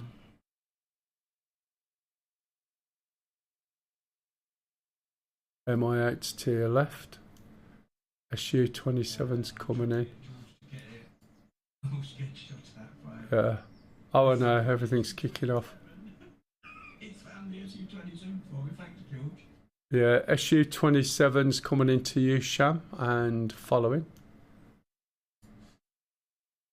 There isn't much we can do about that. You could fly underneath the pylons and it'll lose you. Have we got a bearing for this hip? Certainly, just 1 second. 302 for 2 in kilometres. Height is 2,540. Your height is 802. Okay, thank you. SU-27's pulled off you. Shambles, SU-27's leaving you alone. He's missing pup as well, I think, isn't it? Yeah, it looks like he's going past put. He might not be aware pup's even there. Could be going to the factory.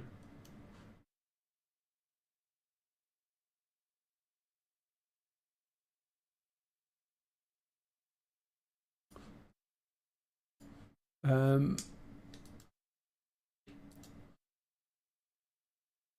36 degrees for 1.2, so he's off to your right at the moment, Wiz. Your height's 1100 and odd. Their height is about 15, 16 above. It's tending to follow you, going round in circles, by the way. Got some blood. Let me drink my cup of tea, otherwise I'll get hassled by the AI. My wrist is bloody killing me.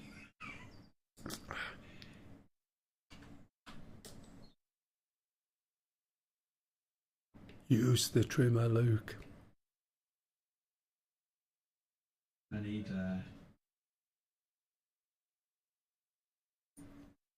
pedals. Oh, yeah, I forgot about that.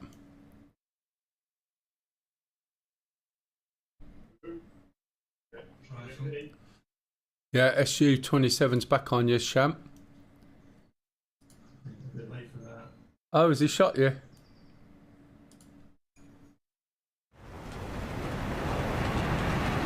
Missile out, Sham.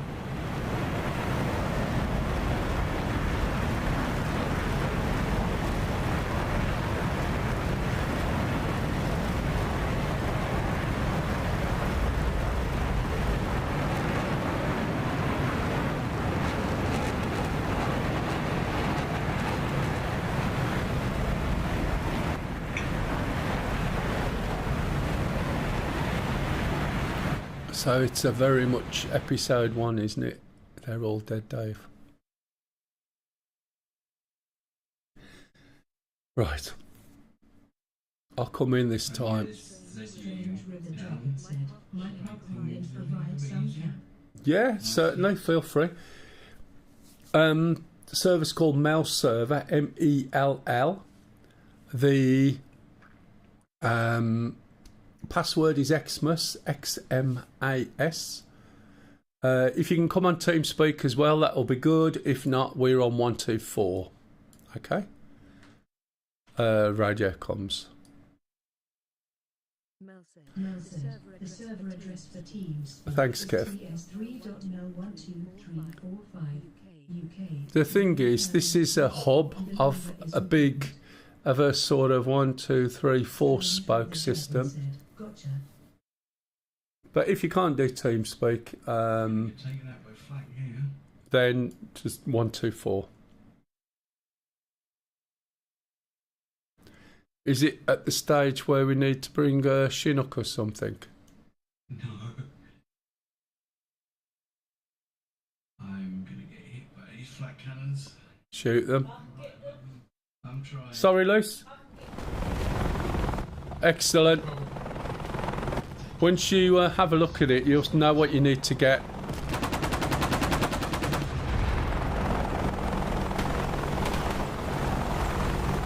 You're not down, you're just upside down. Come on, you can recover that. Oh no, lost 100 points. You won't be able to call Reapers. Right.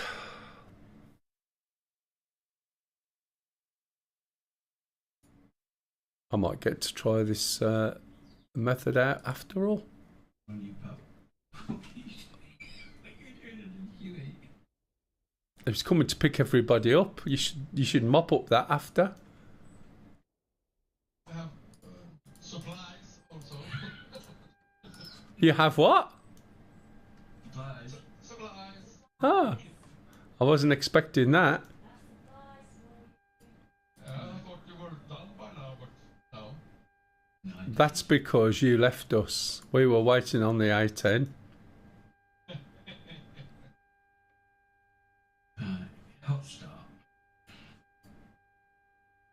You said that out as if I'm going to get a reaction.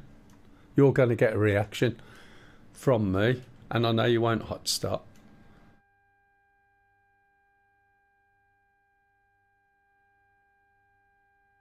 Right.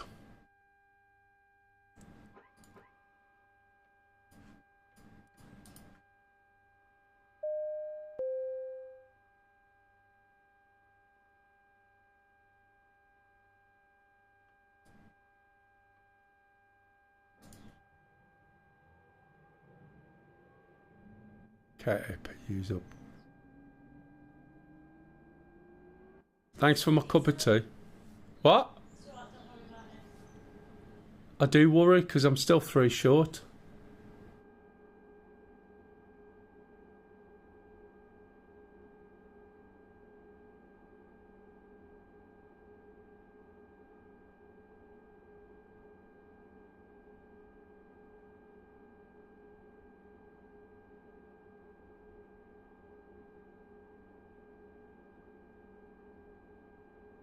So what was that, Wiz?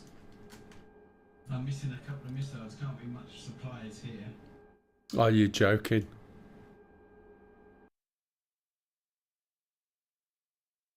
Doesn't say anything about resupplying. I think I might have off-spawned with all my missiles by the looks of it. That's right. What you missing? What did I forget to do? Did you say... Oh, I know what I forgot to do. Carry on with the engine startup. Is there another chopper here? That started quick. Dodge. Chinook. Oh, I know there is, Luce. You can get it. Actually.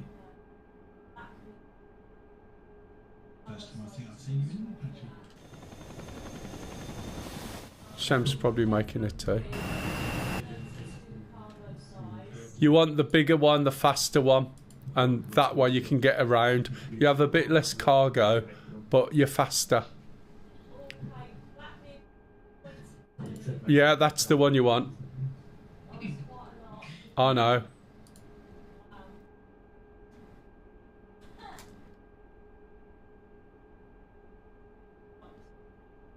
Just do a little screenshot. I wrote it down actually, but it'll tell you what you've got and you'll see what you need. You don't need to write it all because some of the stuff you'll have.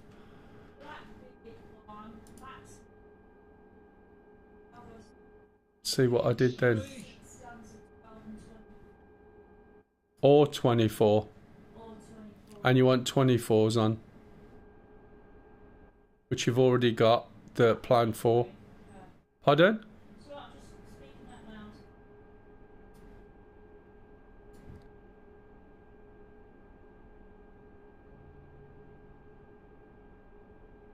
It's pretty bad to sit there and look to see if people are using auto start whiz and then saying, oh, that looks a bit quick.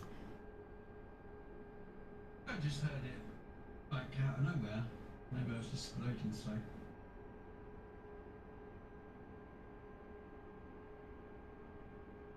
Using auto starting. Yeah, it's whiz. It's terrible, Sham. And there was snooker that flew past at the same time.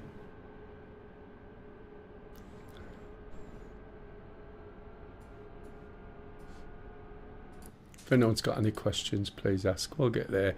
We'll get something done. At least I haven't got to rush off at 2 o'clock this time. Or 1 o'clock it was, wasn't it? As I said, what's up with your VR?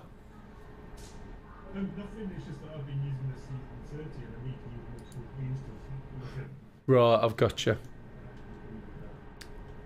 Well, if you get stuck on your buttons, I can be your little man at the front.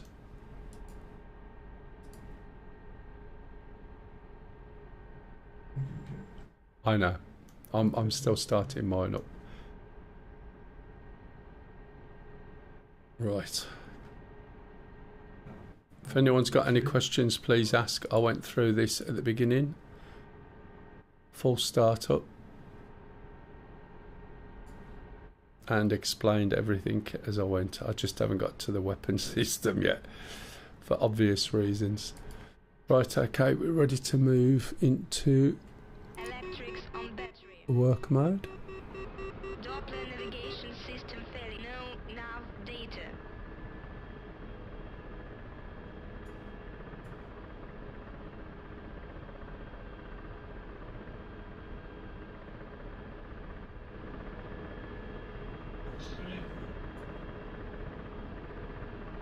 No nav data. Oh, shut your hole. I pressed the button twice by mistake. Got nav data.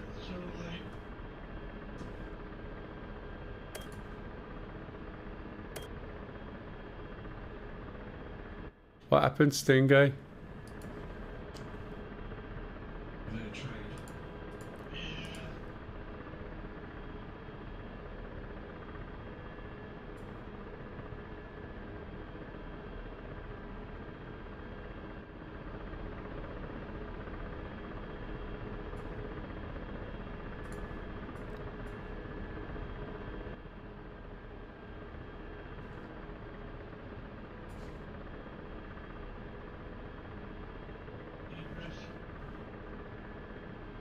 I was talking to Wiz during the week about slot blocking on the rescues.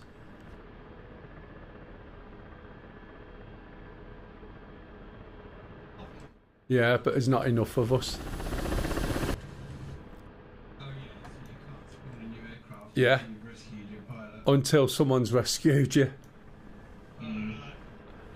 Well, if you got like 20 or 30 people playing, then that's viable, isn't it? Gives you a chance to make a cup of tea as well. But when there's only... Oh, 1, 2, 3, 4, 5... Is Yam still here? Yeah, 6 of us. It's not good. That'd make a good tactical strike group. A tickly what? A tactical strike group. Oh, a tactical. Tactical.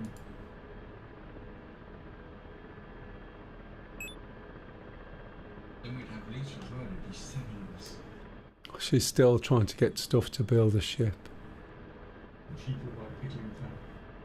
She doesn't like pickling cats, did you say? Pickling fat. Oh, tickling tacks now.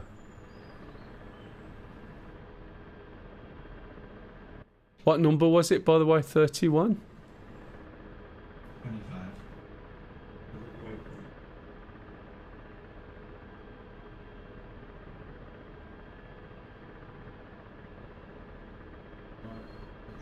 Ah, got it. First time dropping the ball.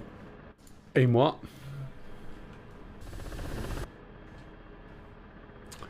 Right, let's try again, shall we?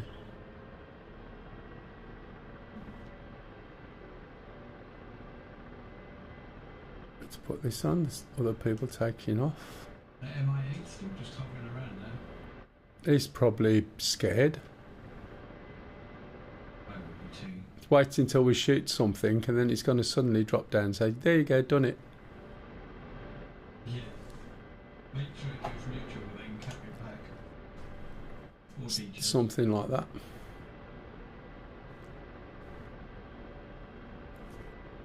Come off the rail because they're the worst. Good. Just make sure you get everything loose, and whatever you do, don't start upgrading stuff in between because it'll use the resources you're getting together for the ship. I think there's still a man bed over there as well. When you're on your height. Linen.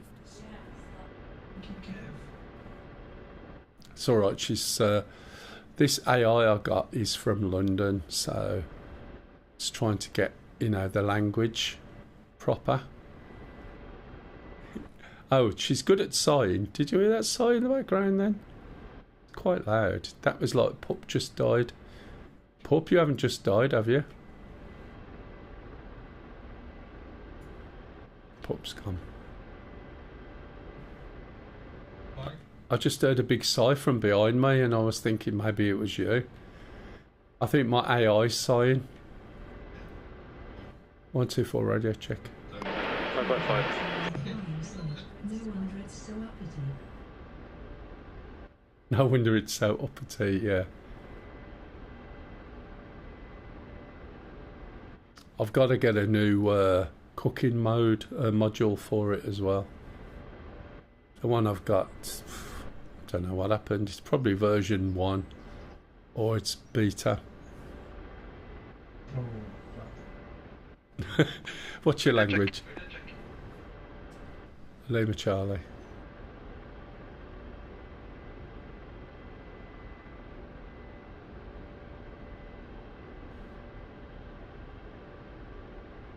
So this always seems as though I'm moving really slow. I suppose it's slow compared to some things, but I tell you what, this makes the Apache look like a snail.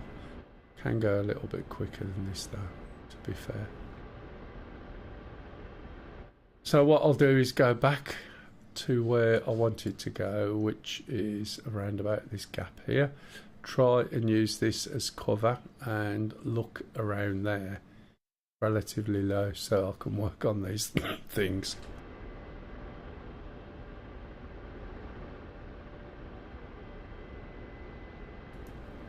In anticipation, we might need supplies in about 30 minutes. Because it looks like the MI8s are coming out really quick and they've got 3 or 4 places to come from. I think Pup's in another Huey. Has he got gunners this time? So you're going to point your finger at them or just snarl?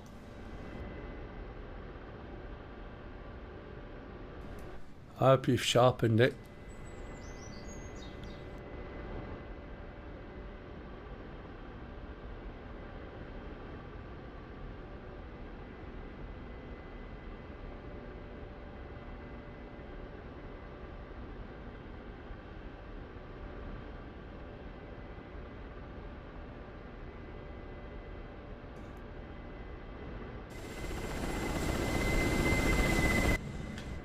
I know. So you don't want to go to Faro? Yeah, no, I'm trying. What is it? No, no, no.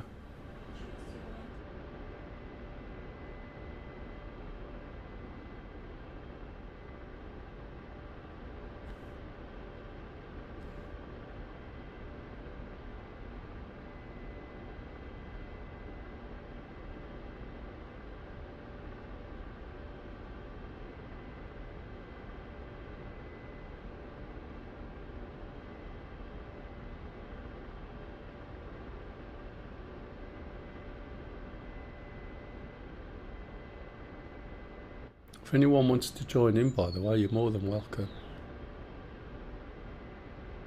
Might actually get the weapon systems out of the way eventually. They're quite good in terms of recording the targets and how it will go back to the target, etc. Well, these things come in here. What you're looking at? The big black puffs. Planes coming over. Yeah, what you in? You got 5 actually, that's only 3 you can see there. I've got 2 unknowns on 2 sides. You should be able to take them all out. There's 3 in front and 2 beyond them, not too far away. Let's have a little look.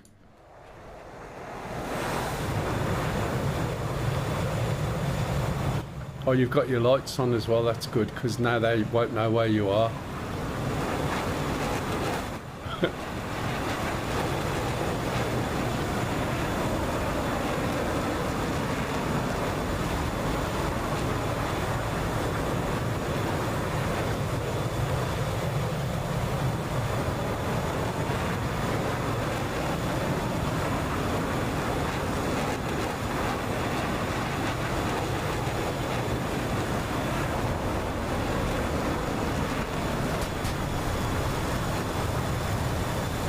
Nice.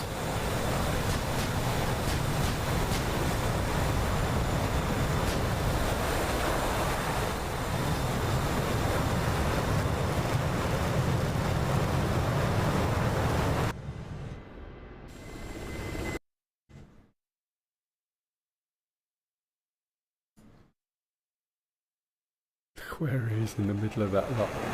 You got planes all around you, mate, according to me.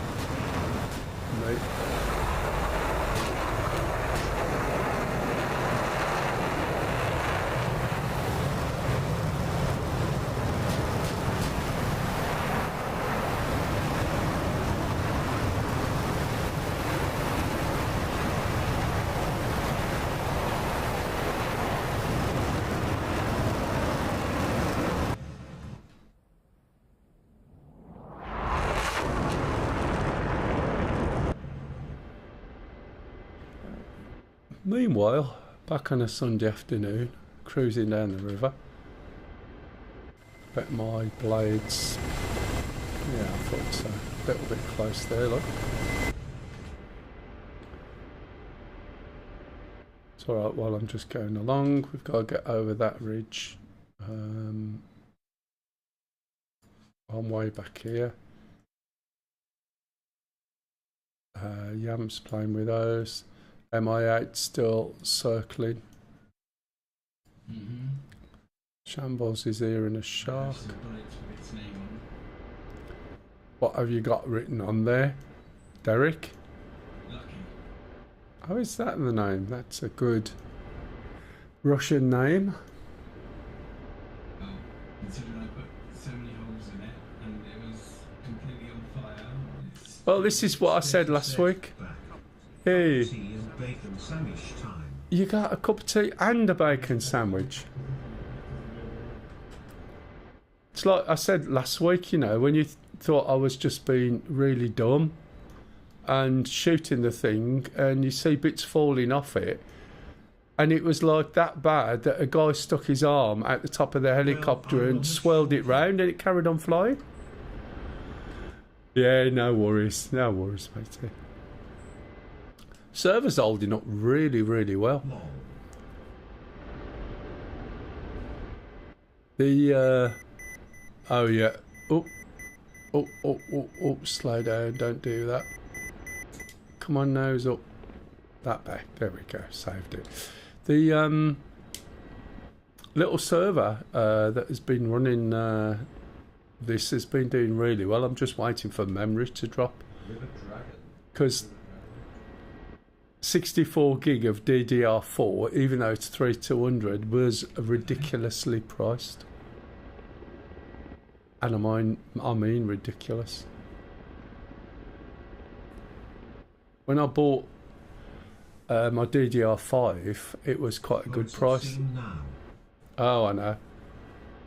Well, I've got like probably about 64 gig of DDR5 in the drawer.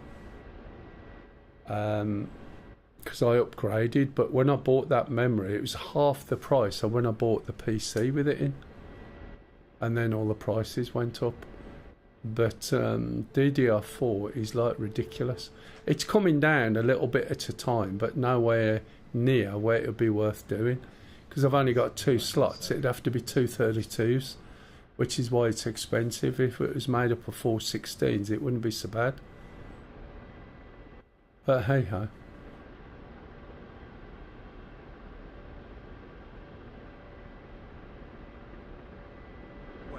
Well, it runs just fine, I think, already. It is. It's well, it depends. If I get Syria on there, it literally bobbles around at 32 gig, and then obviously it's going to start writing to disk. Persian Gulf runs fine. I must admit, I'm quite impressed with it, really. I've put LOATC on it. I might put the SRS server on it as well, and see if that all hooks in with it. At the moment, we're sort of very spotty with respect to comms. At that place. Did you give your rockets? Because I was 2 missing. No. Okay. Okay. Mm. It sounds like it. That's good. I have done it before where I've turned up at a place and like, damn it, no rockets. Are we talking Hellfires? Yes. Oh, right. I was going to say, okay. Yeah, I've done that. I do that anyway sometimes. I haven't done it for a long time.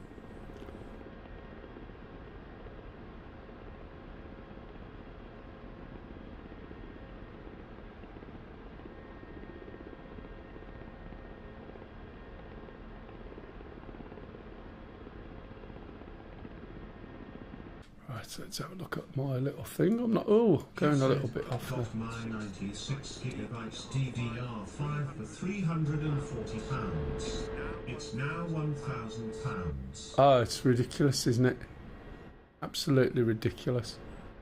Speaking of which, you reminded me, if anyone's looking for a new monitor, the LG 48C5, right, it's a little bit big as a monitor right in front of your face.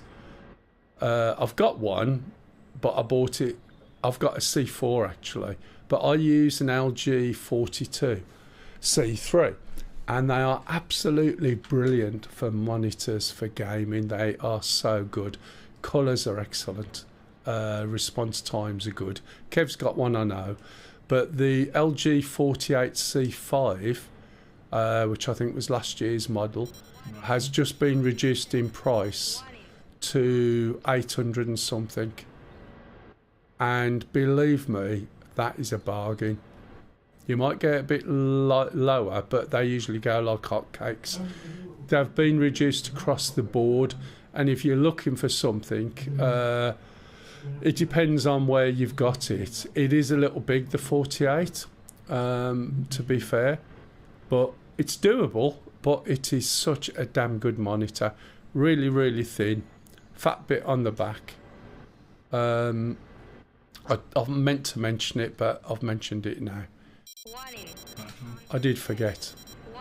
Until Kev spoke to me then. I was after another 42 because I got a 42. I've now got a 48. The 27-inch monitors I had before, which were far more expensive at the time when I bought them, they look so small, and 42 inches just works really well. 48 I've got sitting over there, which is brilliant for when you're doing video editing. So all the main software is on the 42. The output is on the 48. The audio is on a different monitor, and it just works. But yeah, they are very good monitors. Black is black, white is white. Response time is 0.1 milliseconds. The C5 is 140 144 hertz. So basically you can run a max of 144 frames. It's G-Sync and V-Sync.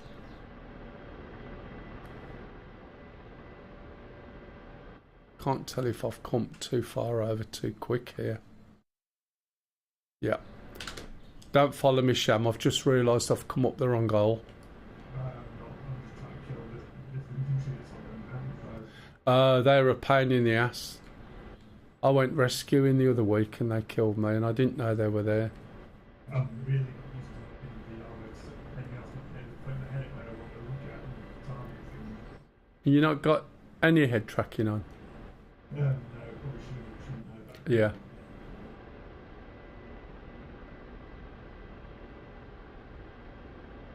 I'm tracking up the wrong thingy here. Chopper coming in with supplies? I'm going to have to turn round. Laddie trying flying set. Is this still a family stream? Yes, matey, it is. However, your mind may corrupt it as you see fit. Jeff says John Lewis of the 42C5 for sale at £699 at the moment. For a 42, I mean, that's excellent. If anyone's looking for monitors, trust me, right, they are brilliant. Anyone looking for a new monitor out of you lot? 600 odd quid, 42 inch LG 42C5. You will not get a better monitor. It's 144 hertz and it's OLED and it looks absolutely amazing. Was £850 before Yeah. the sale. I think they got a new model coming out. No. I think that infantry Okay. I think they got a new model coming out, which will probably be announced soon, which will be a C6. But yeah, if you want a good monitor and you're UK based, you ain't gonna go wrong with that. Also does YouTube. Well, it's a TV basically, but it's a really good gaming monitor.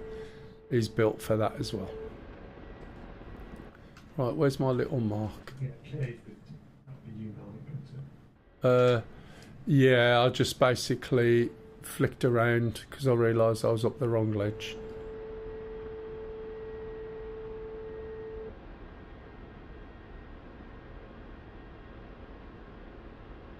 I want to see what my original hidey hole is like.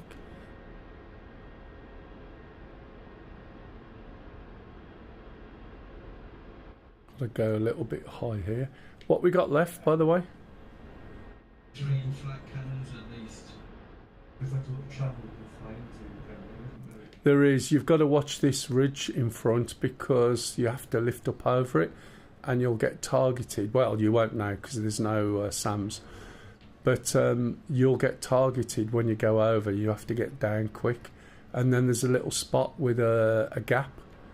And I overshot it last time, so I was in the wrong place. Whereas I think this spot with a gap will be quite good. It sounds like we might just go playing for anyway. Yeah, his MI8's coming in, but we also need supplies en route. Although, if he's still in the Huey, we'll have supplies, I think. No, we didn't bring any supplies. Are you in the Huey?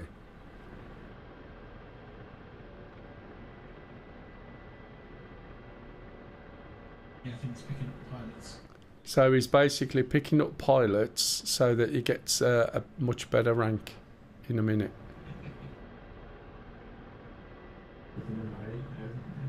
Yeah, that's why I tried to resupply. It's dropping the box now. So it's dead stationary if you can get a rocket on it. Try to get in. The flat cannons took me out. And what was it this time? BMPs. I meant coffee or tea.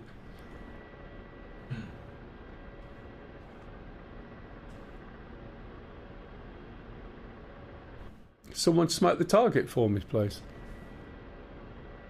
And what do you want us to target? No, just smoke. Just give me a point of reference.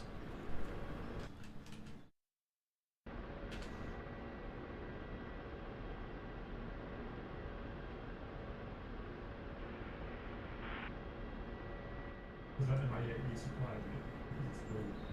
He's gonna. He was putting the box down, so you've still got time. This is the one where you're exposed here. But you can see there now that's where the gap is. Warning. Under attack.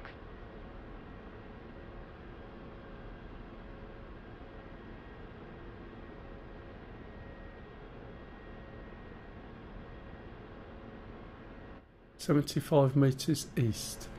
Can't judge 75 metres to save my life. You're right, Cock, you're very quiet. If ever you want another half, right, and you want to keep them quiet, just get them a computer of their own and nothing. Brilliant, isn't it? Shot a load of globe bombs at Echo. Right, I think this is the gap that I'm wanting. Yep. I'll start to slow down a little bit and then we'll have a look.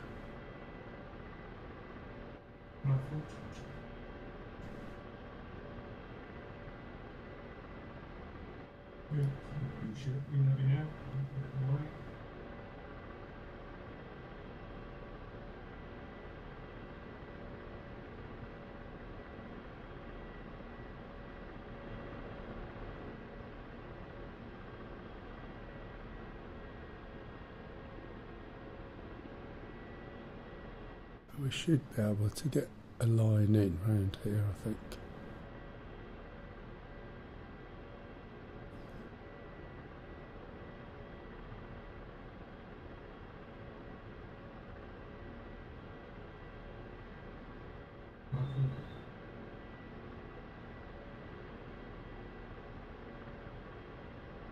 Did they resupply?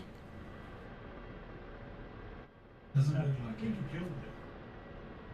There's the orange smoke.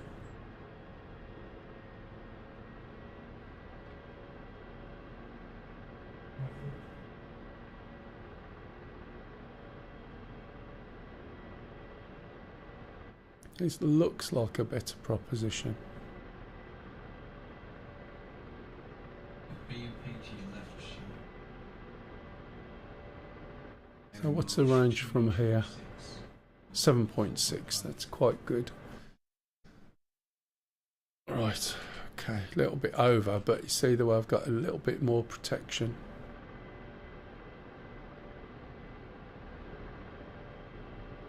Or I hope I have. Why is this moving? Warning. Under attack. Warning. Under attack. I hope it is firing. At them, let's turn this thing round. Oh, look, still got my APU on, no one noticed. Come on, off you go. Still want to know why I'm actually moving. Yep. Did I, yeah, I did. Warning. Under attack.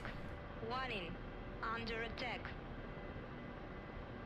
Let's just correct this drift a little bit. Move away from that mountain there.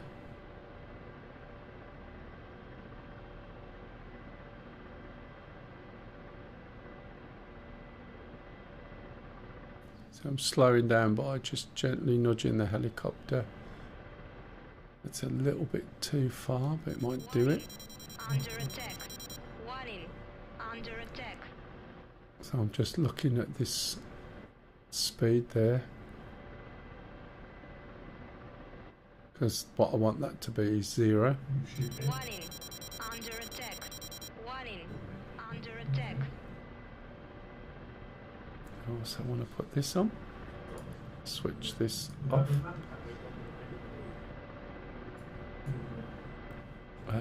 APU, switch that off. Put this up. Put this on. There's not much left now, but that's it. That's fine. Try killing the man type.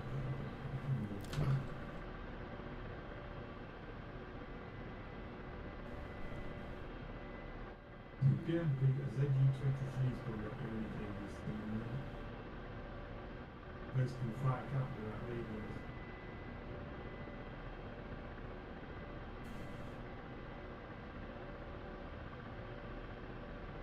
I'm a little bit exposed where I am, so I'd need to move back if there was anything more serious there.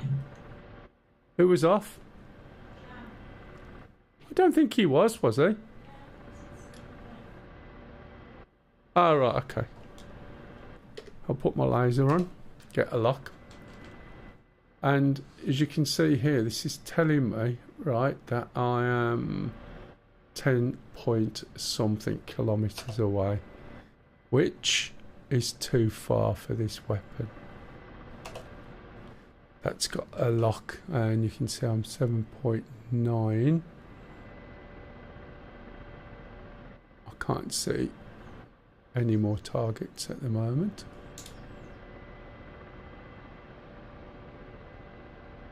I take, do we have to blow the what's it up?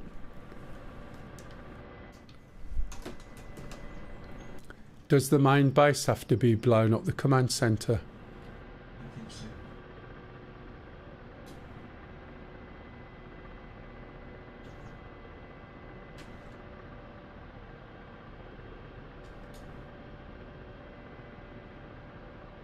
Fact, I can't see a lot of stuff at all.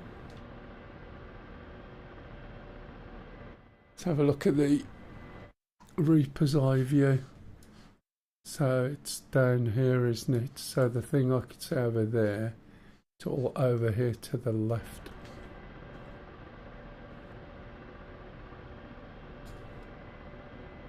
There's the fob.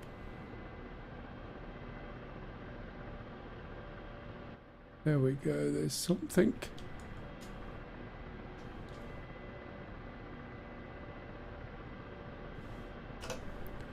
Right, 6.8 clicks, better get it before it gets me. Rifle. The targeting on there, I'll show you that in a minute. Let's go and watch this missile then.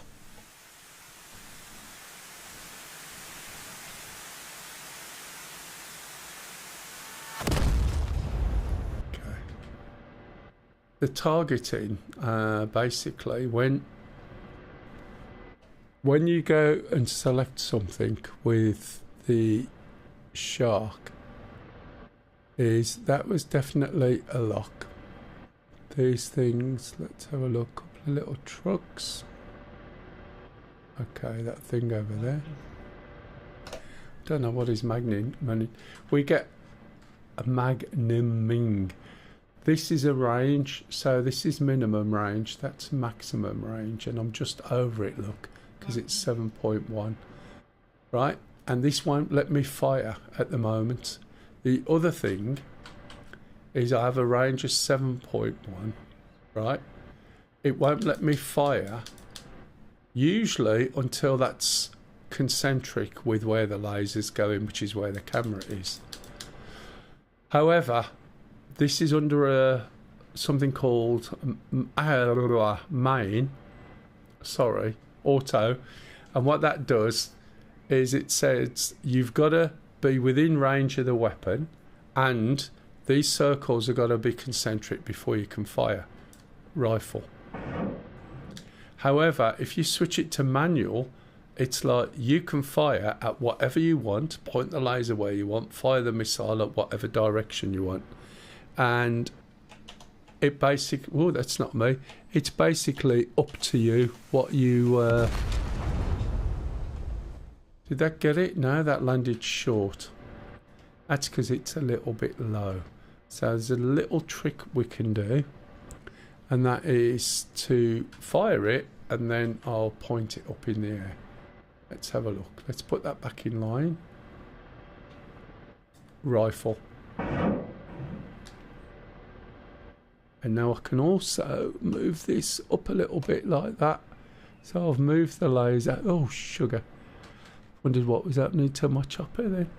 I've moved the thing up, and now I'm going to start moving it down a little bit. Hopefully that didn't hit the floor. I think those are the only two things left now. The map, you could probably base the aircraft quite a bit. Yeah, I could probably go over. I don't know what happened to that missile. It might have hit the floor. Yeah, I thought so, because when I lifted up it sort of was a bit of a delay. I'll fire it and then do it. Rifle. Hopefully that doesn't hit the ground.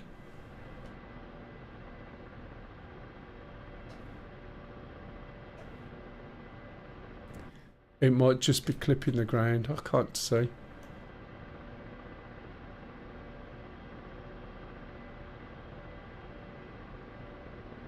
Yeah, okay. Right. Let's lock on that.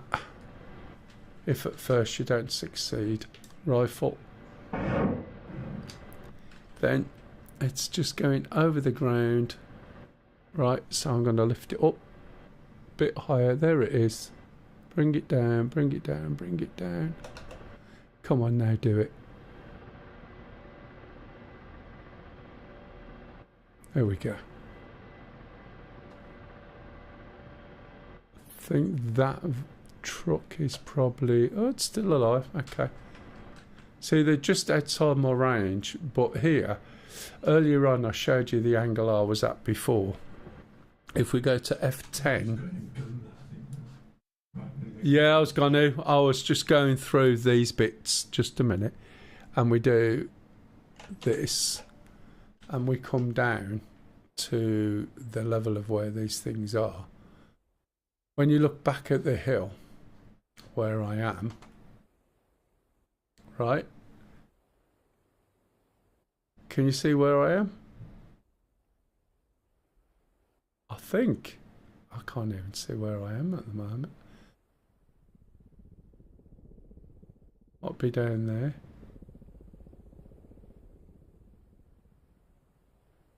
Can you see what I mean? It's like you can't see me as well from where I am there. That's if I'm still alive. Yep. Do you see what I mean? Whereas when you're sitting right on top of a hill, you are going to be seen. That's the difference. Right, let's change this and put that away. Let's take it out to this. Right, we got any supplies? En route? Because we're going to get helicopters over in a minute.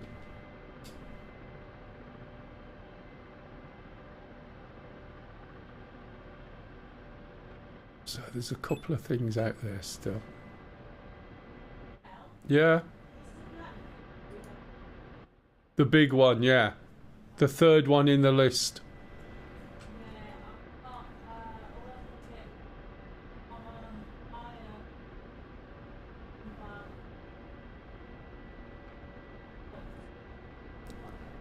Look at the picture, right? Look at the... If you click on, you know, the various places that... Right, you look at the pictures. And I would just get 50 of each because you'll use them for other things. Right, I need to find out where I'm a bit close to the... Oh no. There is a cannon here, look. By default, it's high explosives. And you can switch it to armor piercing too. So there's a little ship. This has got about a 4.5 kilometer range. And you can also tie it into the weapons guidance system and use the Schwal.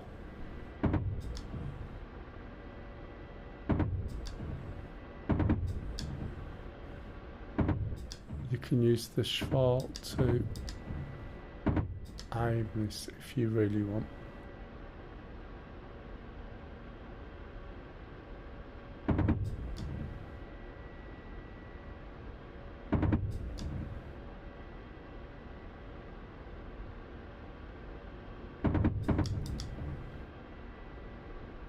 Don't fire that, I'll just burn.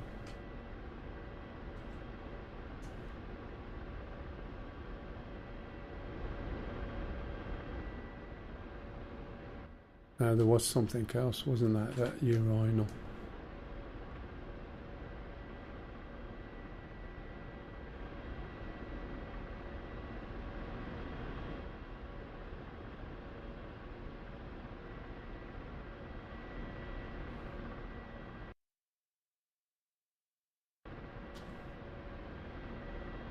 Okay, you sure we haven't got to destroy that base? That's a command center, isn't it? Or is it just waiting for this? Oh. Let's have a look, see if there is anything on there. Oh, right, yeah, sorry. There it is. It's already part damaged.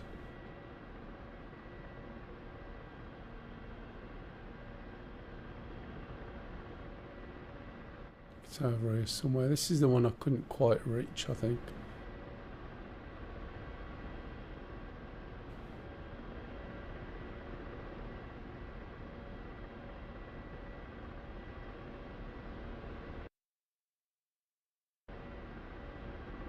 That way. There it is.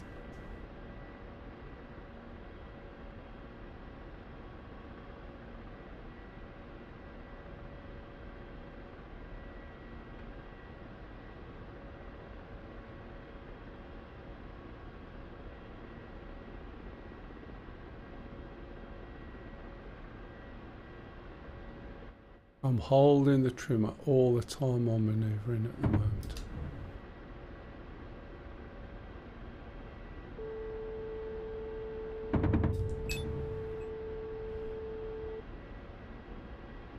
Right, we got supplies anyway. On my way. Okie dokie. What you in?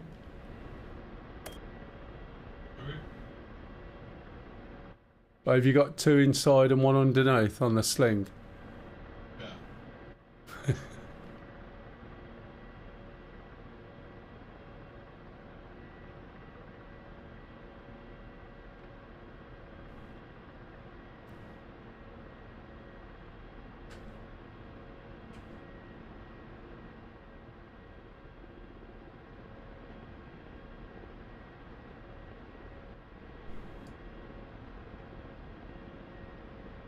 You plugged any of your stuff in yet, Kev? I know you've been busy at work and all.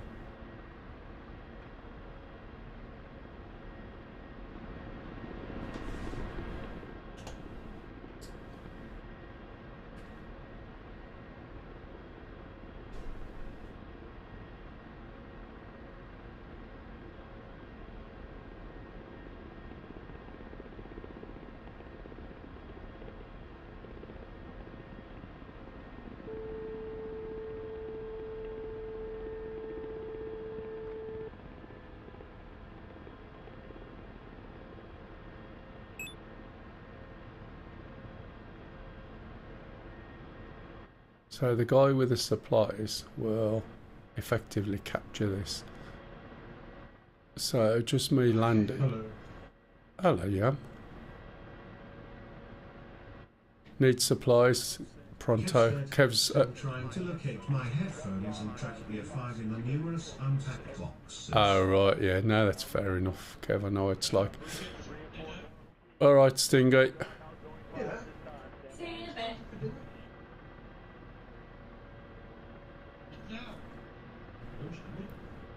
Don't do lunch, mate. We're not posh.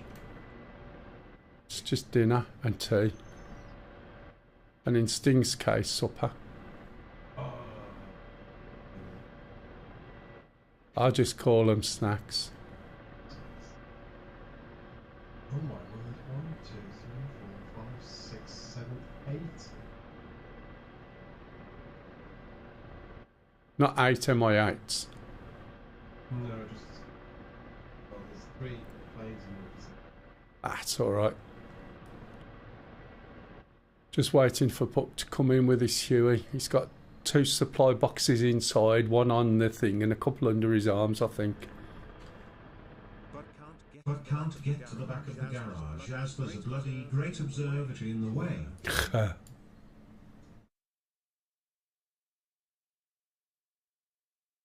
Oh, there's an MI8 coming in as well.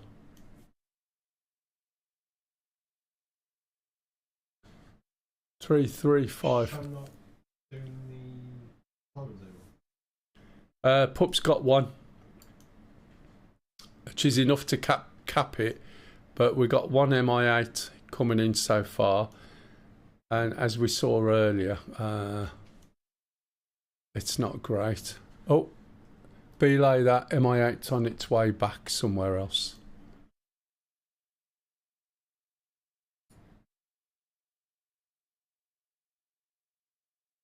Jesus, when Pup said he was coming, I thought he was coming. I didn't realise he was still starting up. I thought you would have bought a Chinook. You could have picked people up as well, Pup. Somewhere. Is that me on the map you've marked there? No, that little mark was just a good little hidey hole to get an overview with a ridge of cover.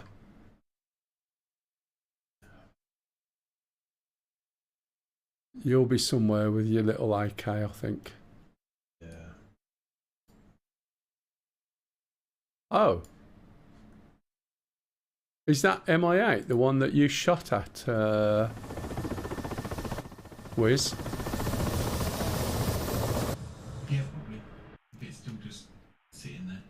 Is it going round and round? Is that what it's been doing? Maybe.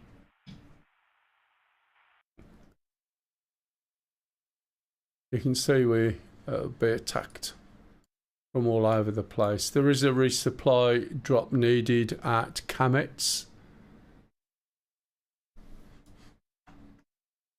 If anyone's got a resupply plane. Yeah, we'd have to do an airdrop, wouldn't we? Something like that, yeah. Or Chinook. Chinook you can do 2. If you put 3 in, you are on the edge. You're not just on the envelope, you're on the crease on the outside of it. But that needs 3, doesn't it? No, this place needs 3, but 1 will capture, and then you just add to it, yeah? Whereas the one up the top probably needs 1. It's been attacked. There's also a convoy going in. Some zoos. SA-13 is one of them. What, friendly, yeah? Oh, you mean on the convoy? Not sure where that's going. The road it's going to is quite up unless it hangs left. We've got missiles out at the moment coming towards the factory. They'll pass you on the left, but they're not at you. We've also got MI8 en route from Delta over to Sunny.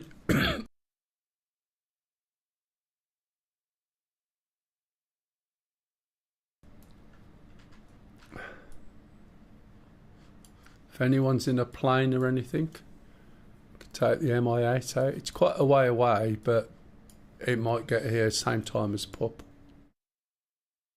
I think the MI8's doing it at the moment. The MI8 in the air, right, by the base, is going round in circles because that's the one we shot. The MI8 lower down the map towards Delta, on a left to right diagonal, is en route. If you click on it, it tells you. I'll see if I can get F-16 to attack it. I would say that MI8's... Oh, that one up there is, yeah. I think it can only go around in circles. I appreciate you're in the air, Pup, and I'll try not to accidentally target you.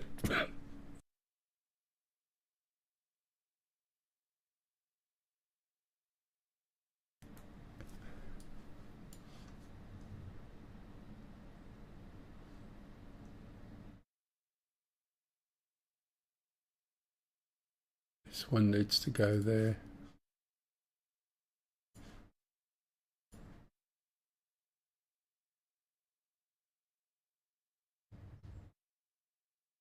Did we lose Madara Where? to the west of Bandar Abbas? Did we have that? We've not had the tank factory. Oh, you mean Debbie's? Deborah's? Habadalia. Habadala?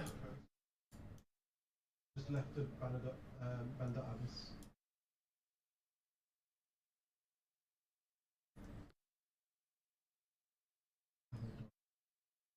I can't see that.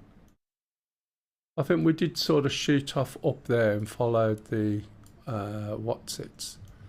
I thought we took that because I'm sure I landed on that. I thought you said something else then, and I was going to say. I'm sure that's the airfield that I landed at. Oh. I had the escort from Meccas. This MI8 is still trying to get towards us, but it's going round in circles to do it, I think.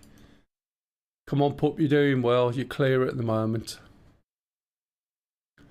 The SU has taken out the 2 planes that I was trying to get to attack the MI8 by the looks of it. So as long as you get there before it, you should be okay, pup. If not, I'll have to take off. I might take off and hover actually, and then I can do something.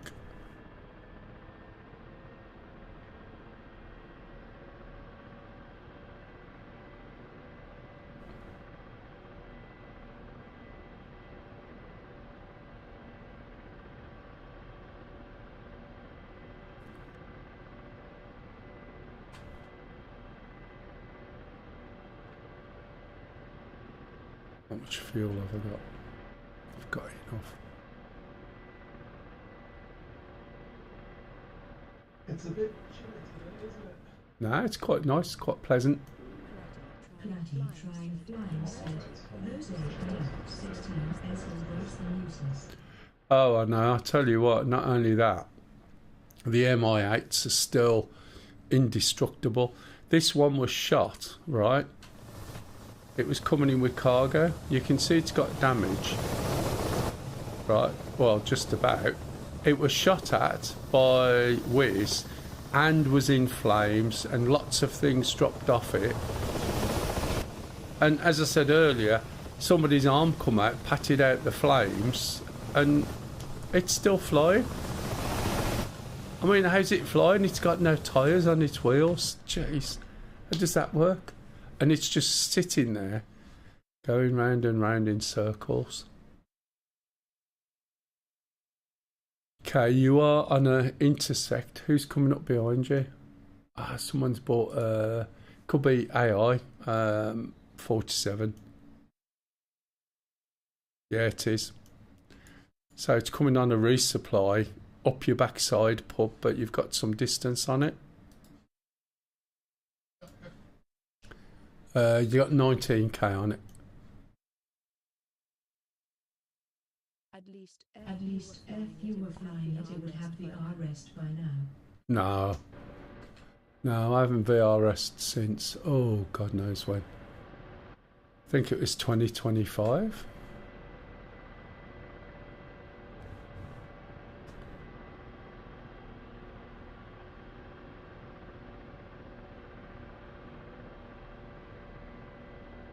This is me waiting for this helicopter that I won't see for a bit, but this moves really quick compared to this.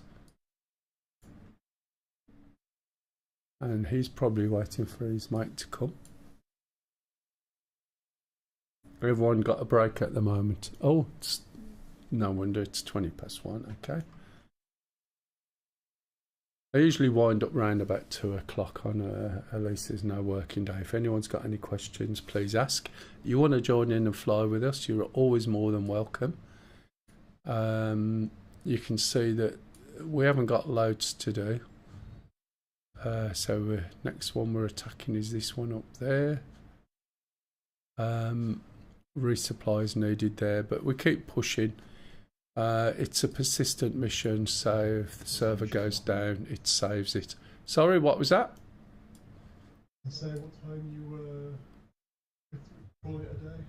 I'm okay at the moment. I'll go and make myself a cup of tea soon, but I'm sort of trying to cover for this MI8. And also Pup's coming into cap.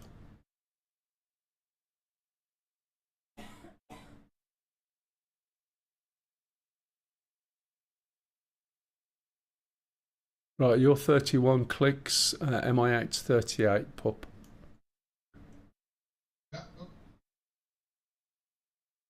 Still got 21 clicks. Oh, sorry. Is that 21 clicks? Yeah. 21 clicks between you and the Chinook, so he's not towing it. Where's his...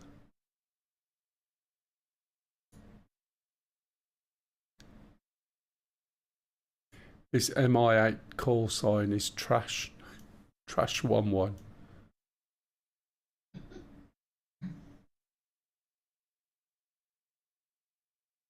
117. When you bring out this, you can't exactly see in the hood what your direction is, but you can see on here. This is a bit weird because that was right, 115, which is where I'm looking, I think.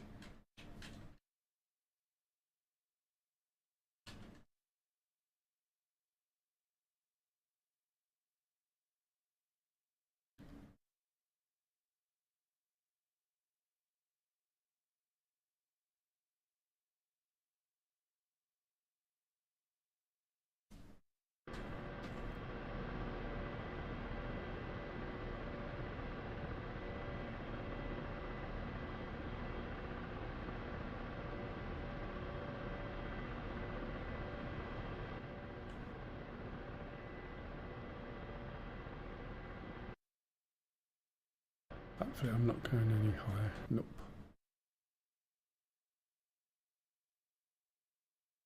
You going for the FARP or just in the space? I would go just in the space because you're going to get caught up. Even shot at, perhaps.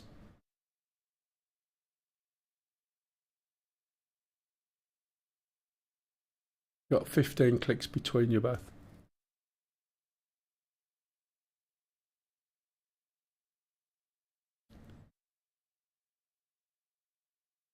Once we take this place, we'll be able to spawn here. If it's only got one, we probably will be light on what we can bring in with us. Whereas when the Chinook, which is this one here, gets in, it's going slow because it's got cargo there.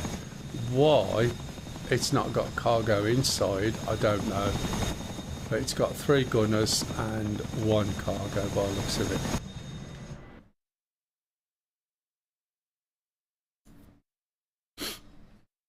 I'm not going to see that yet.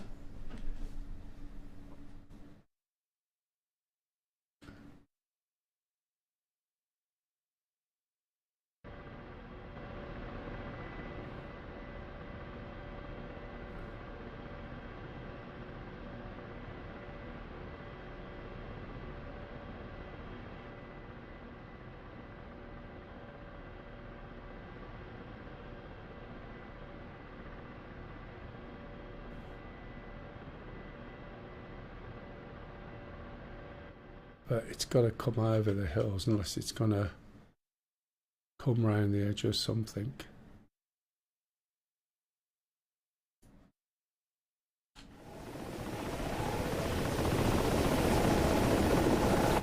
Now, you think how high that's got to go over there?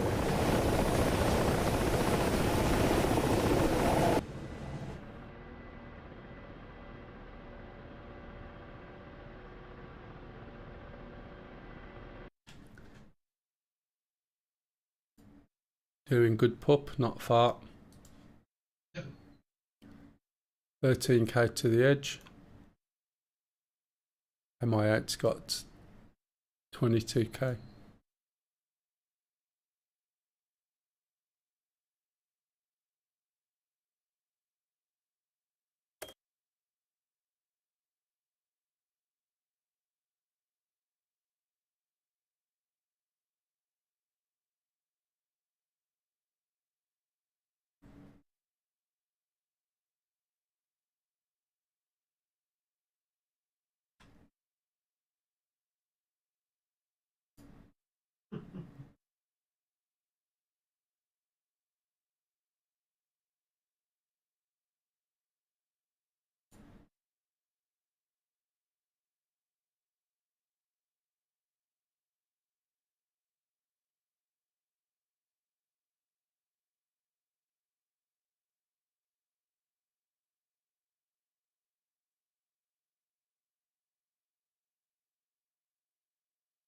Dragon.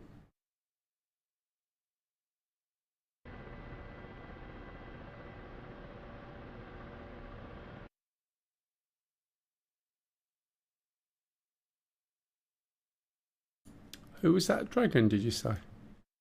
Yeah, dragon's in the game. Which one's dragon? River dragon. Yeah, it's just... In 16. Alright.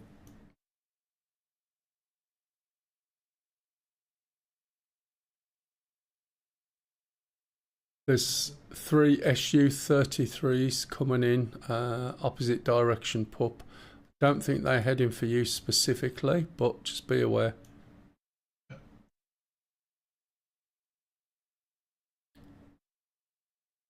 Six clicks to the edge.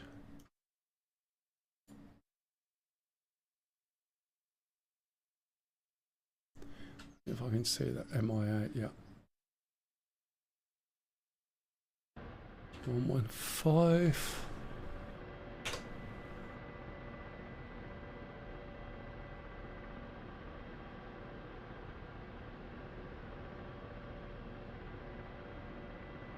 Let's get rid of this filter for now.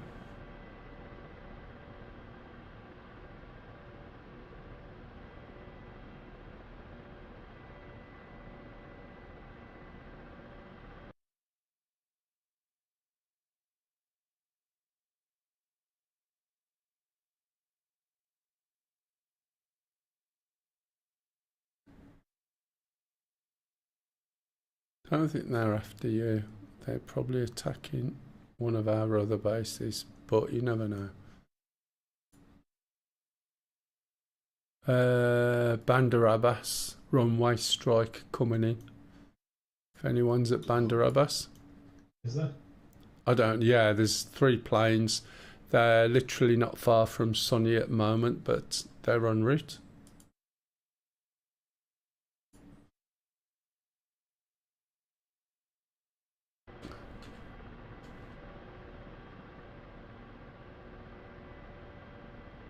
There he is.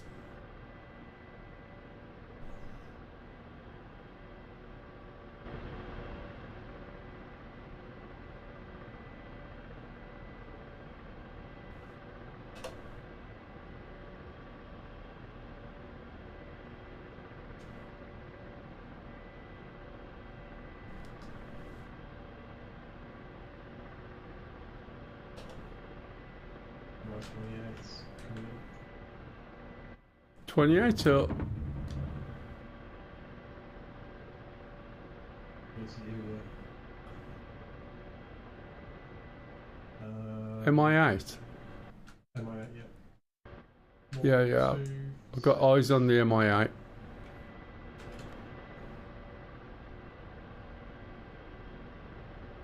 Sling it.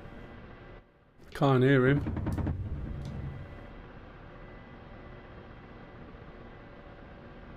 He's 111, 5, and draws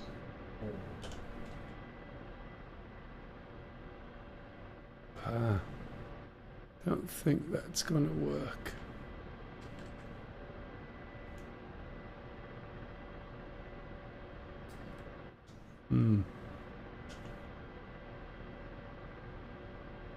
Supplies. Yeah, well done, Put. Well done, Matt.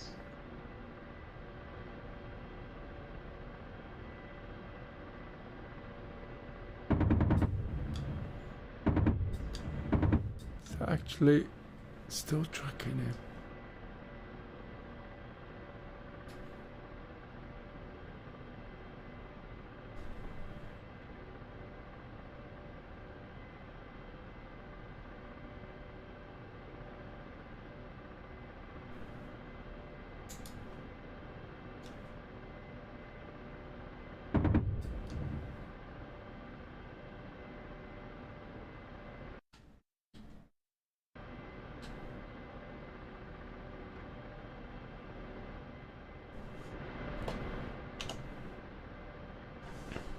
Where's he gone?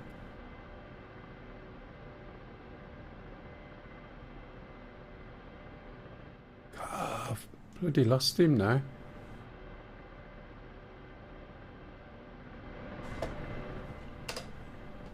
Oh, he's going right now. Is he? Yeah. Excellent.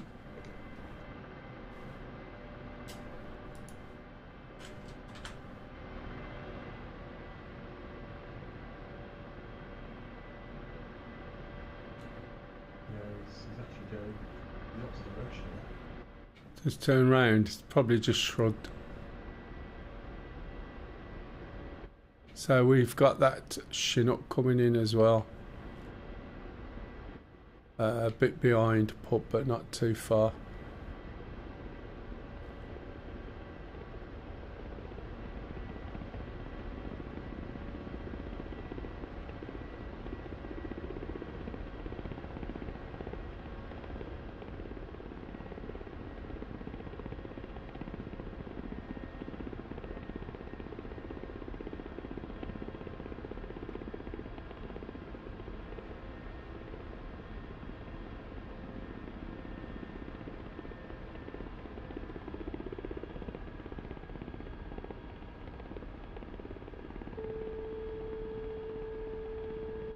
Will be attacked probably quite soon, I would imagine.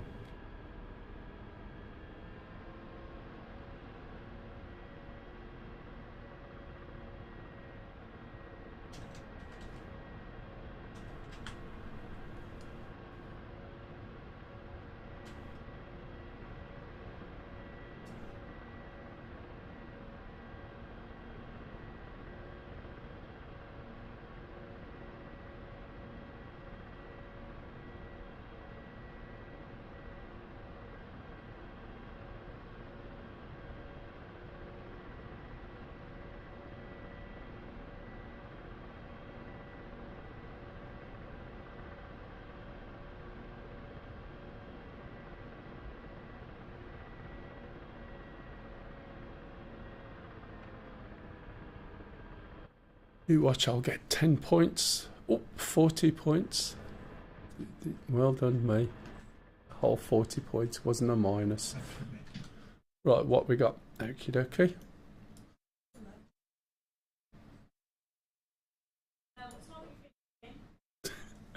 I'll probably have a cup of tea. Well, whenever you want to do me a cup of tea, I'll drink that and then I'll wait for you to get sorted. I'm not going to rush you off. Why? What you in the middle of? Nothing. I've got the. Yeah. I've just got to get iron, nails, nails. Yeah, you need to get yourself a good 150 iron probably. Which, you know, there's about 3 places now you can get it from. Yeah, so. Alright, make me a cup of tea first. Yes. You can carry on playing for about half hour. No, do need to do hair and everything. I'll just put a bag on you ready, it'll be fine. Game grief. Right, okay, we've taken that. I don't know as whether we're going to be doing too much now. I think people have wandered off because we've been on since just after 9 or so.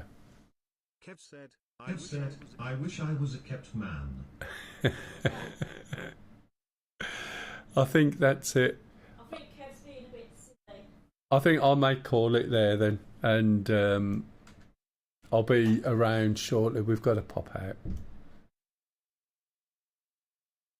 Yeah, right, mate. I'll be back, and I'll try and get the last bit set up. I know Wiz has just popped off, but I'll try and get the ATC and sort the router out so we can get that working as well.